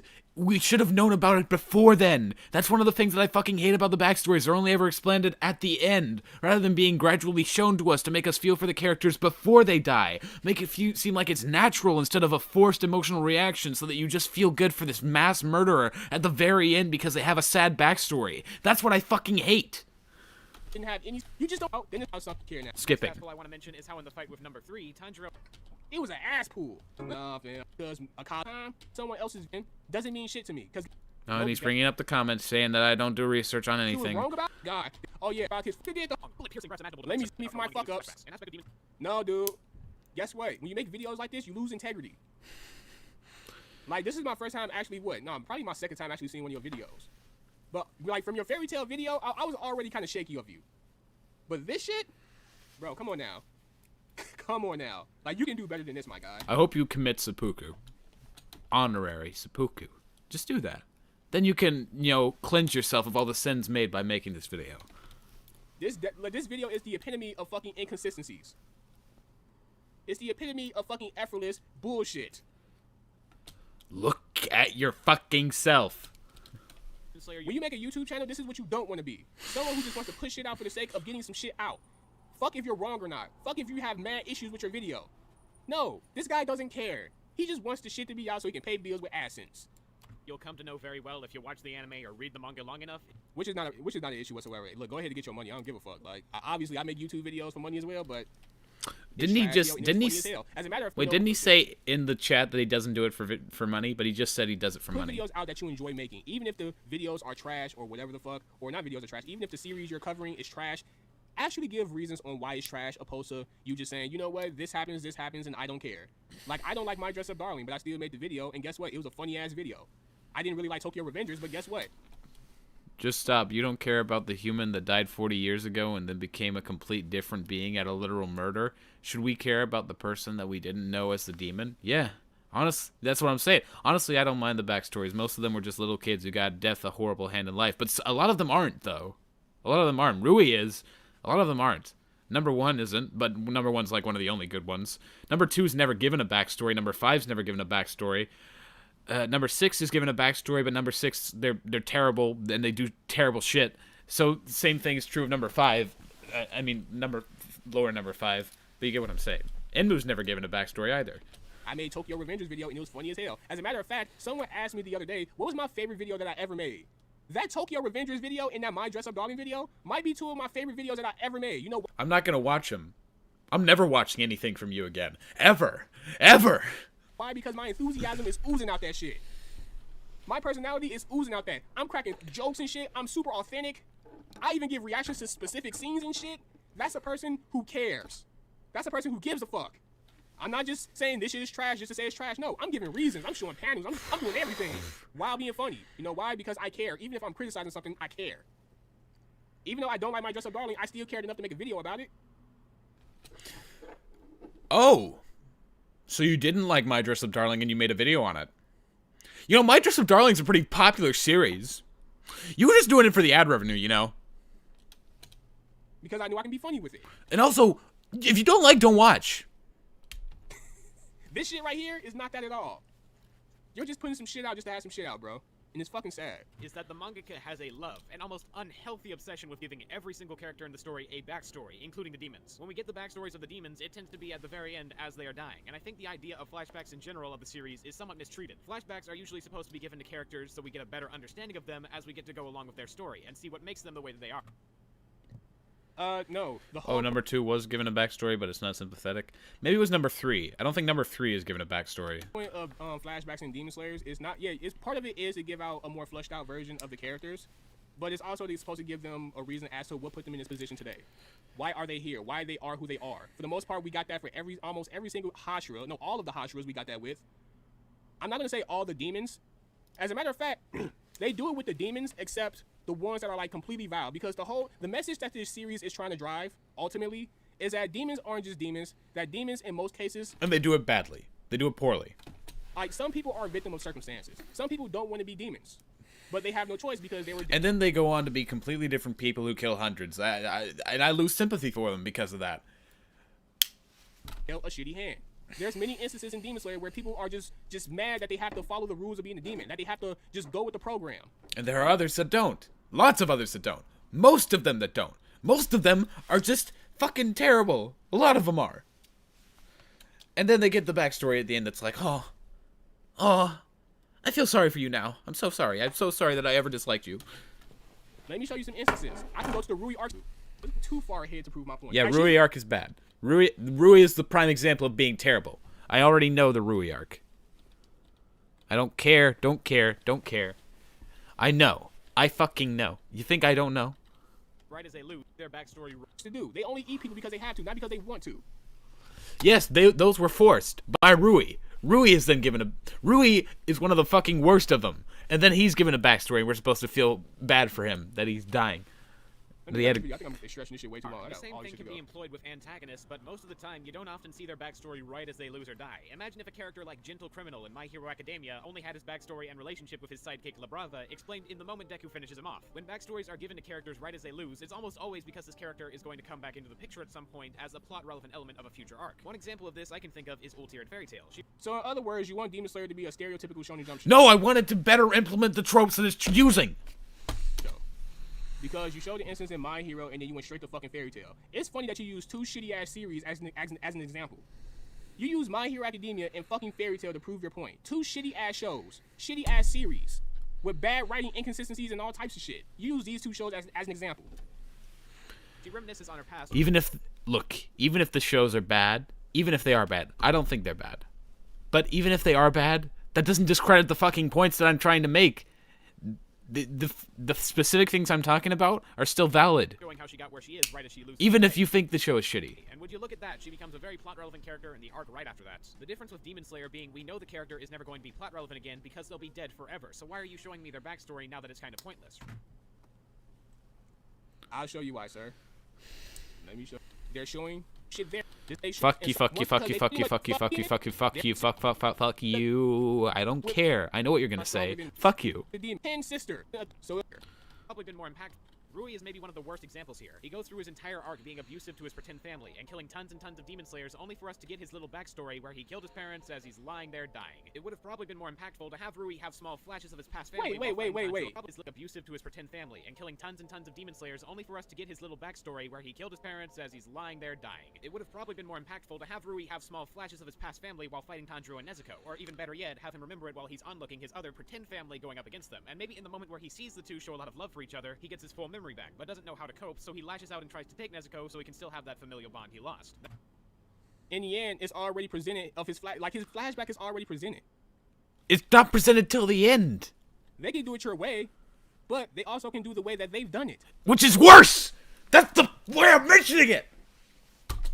It doesn't matter what way they presented the flashback. The message was going to get across. No.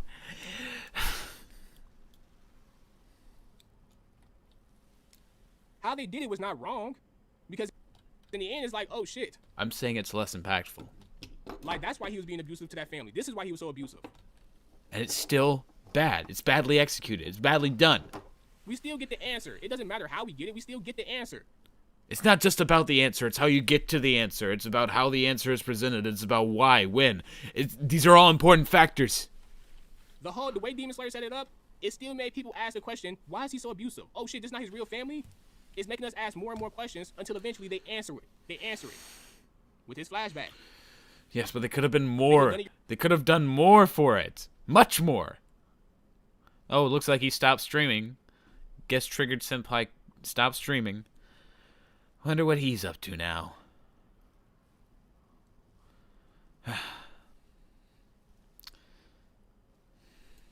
Your way too. They could have did his flashback the way you presented it. You know what? I'm done. I'm done with this. This is the end, boys. I went the distance. I've gone almost 3 hours of this video. I can't handle anymore. I've been going at it for 3.5 hours. God. That was a lot. It's a lot to do. Way more than I probably should have. I'm surprised I'm still alive.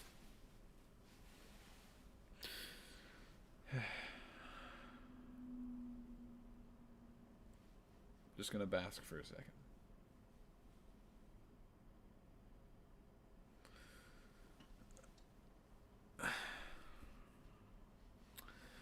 Alright.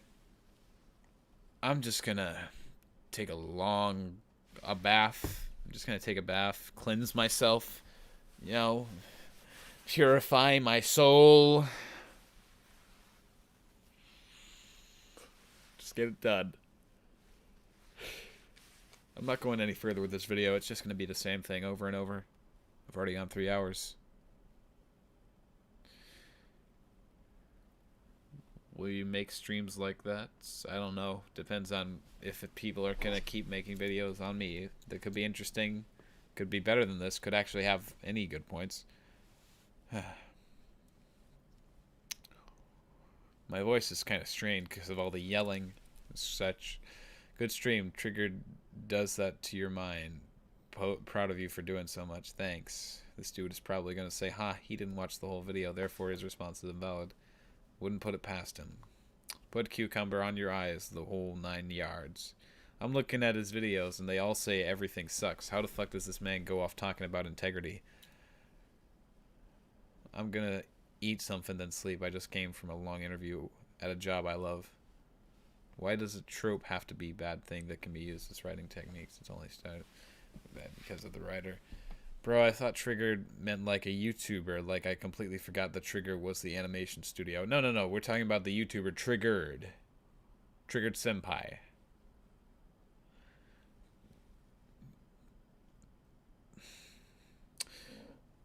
You'll never get another dumb guy like this. I wouldn't count on it. People are fucking dumb. Some people ask why I put those things that I used to put those things that are like, oh, crucify me. Oh, I know this is okay. You can leave now if you were just gonna dislike the video. These are the kind of people. They exist.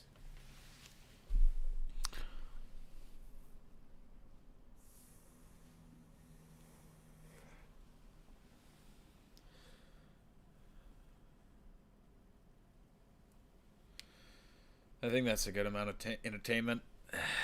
Thank you all for watching. Gonna be ending the stream now. 3.5 hours in. Thanks for watching. See you later. New videos coming. Peace.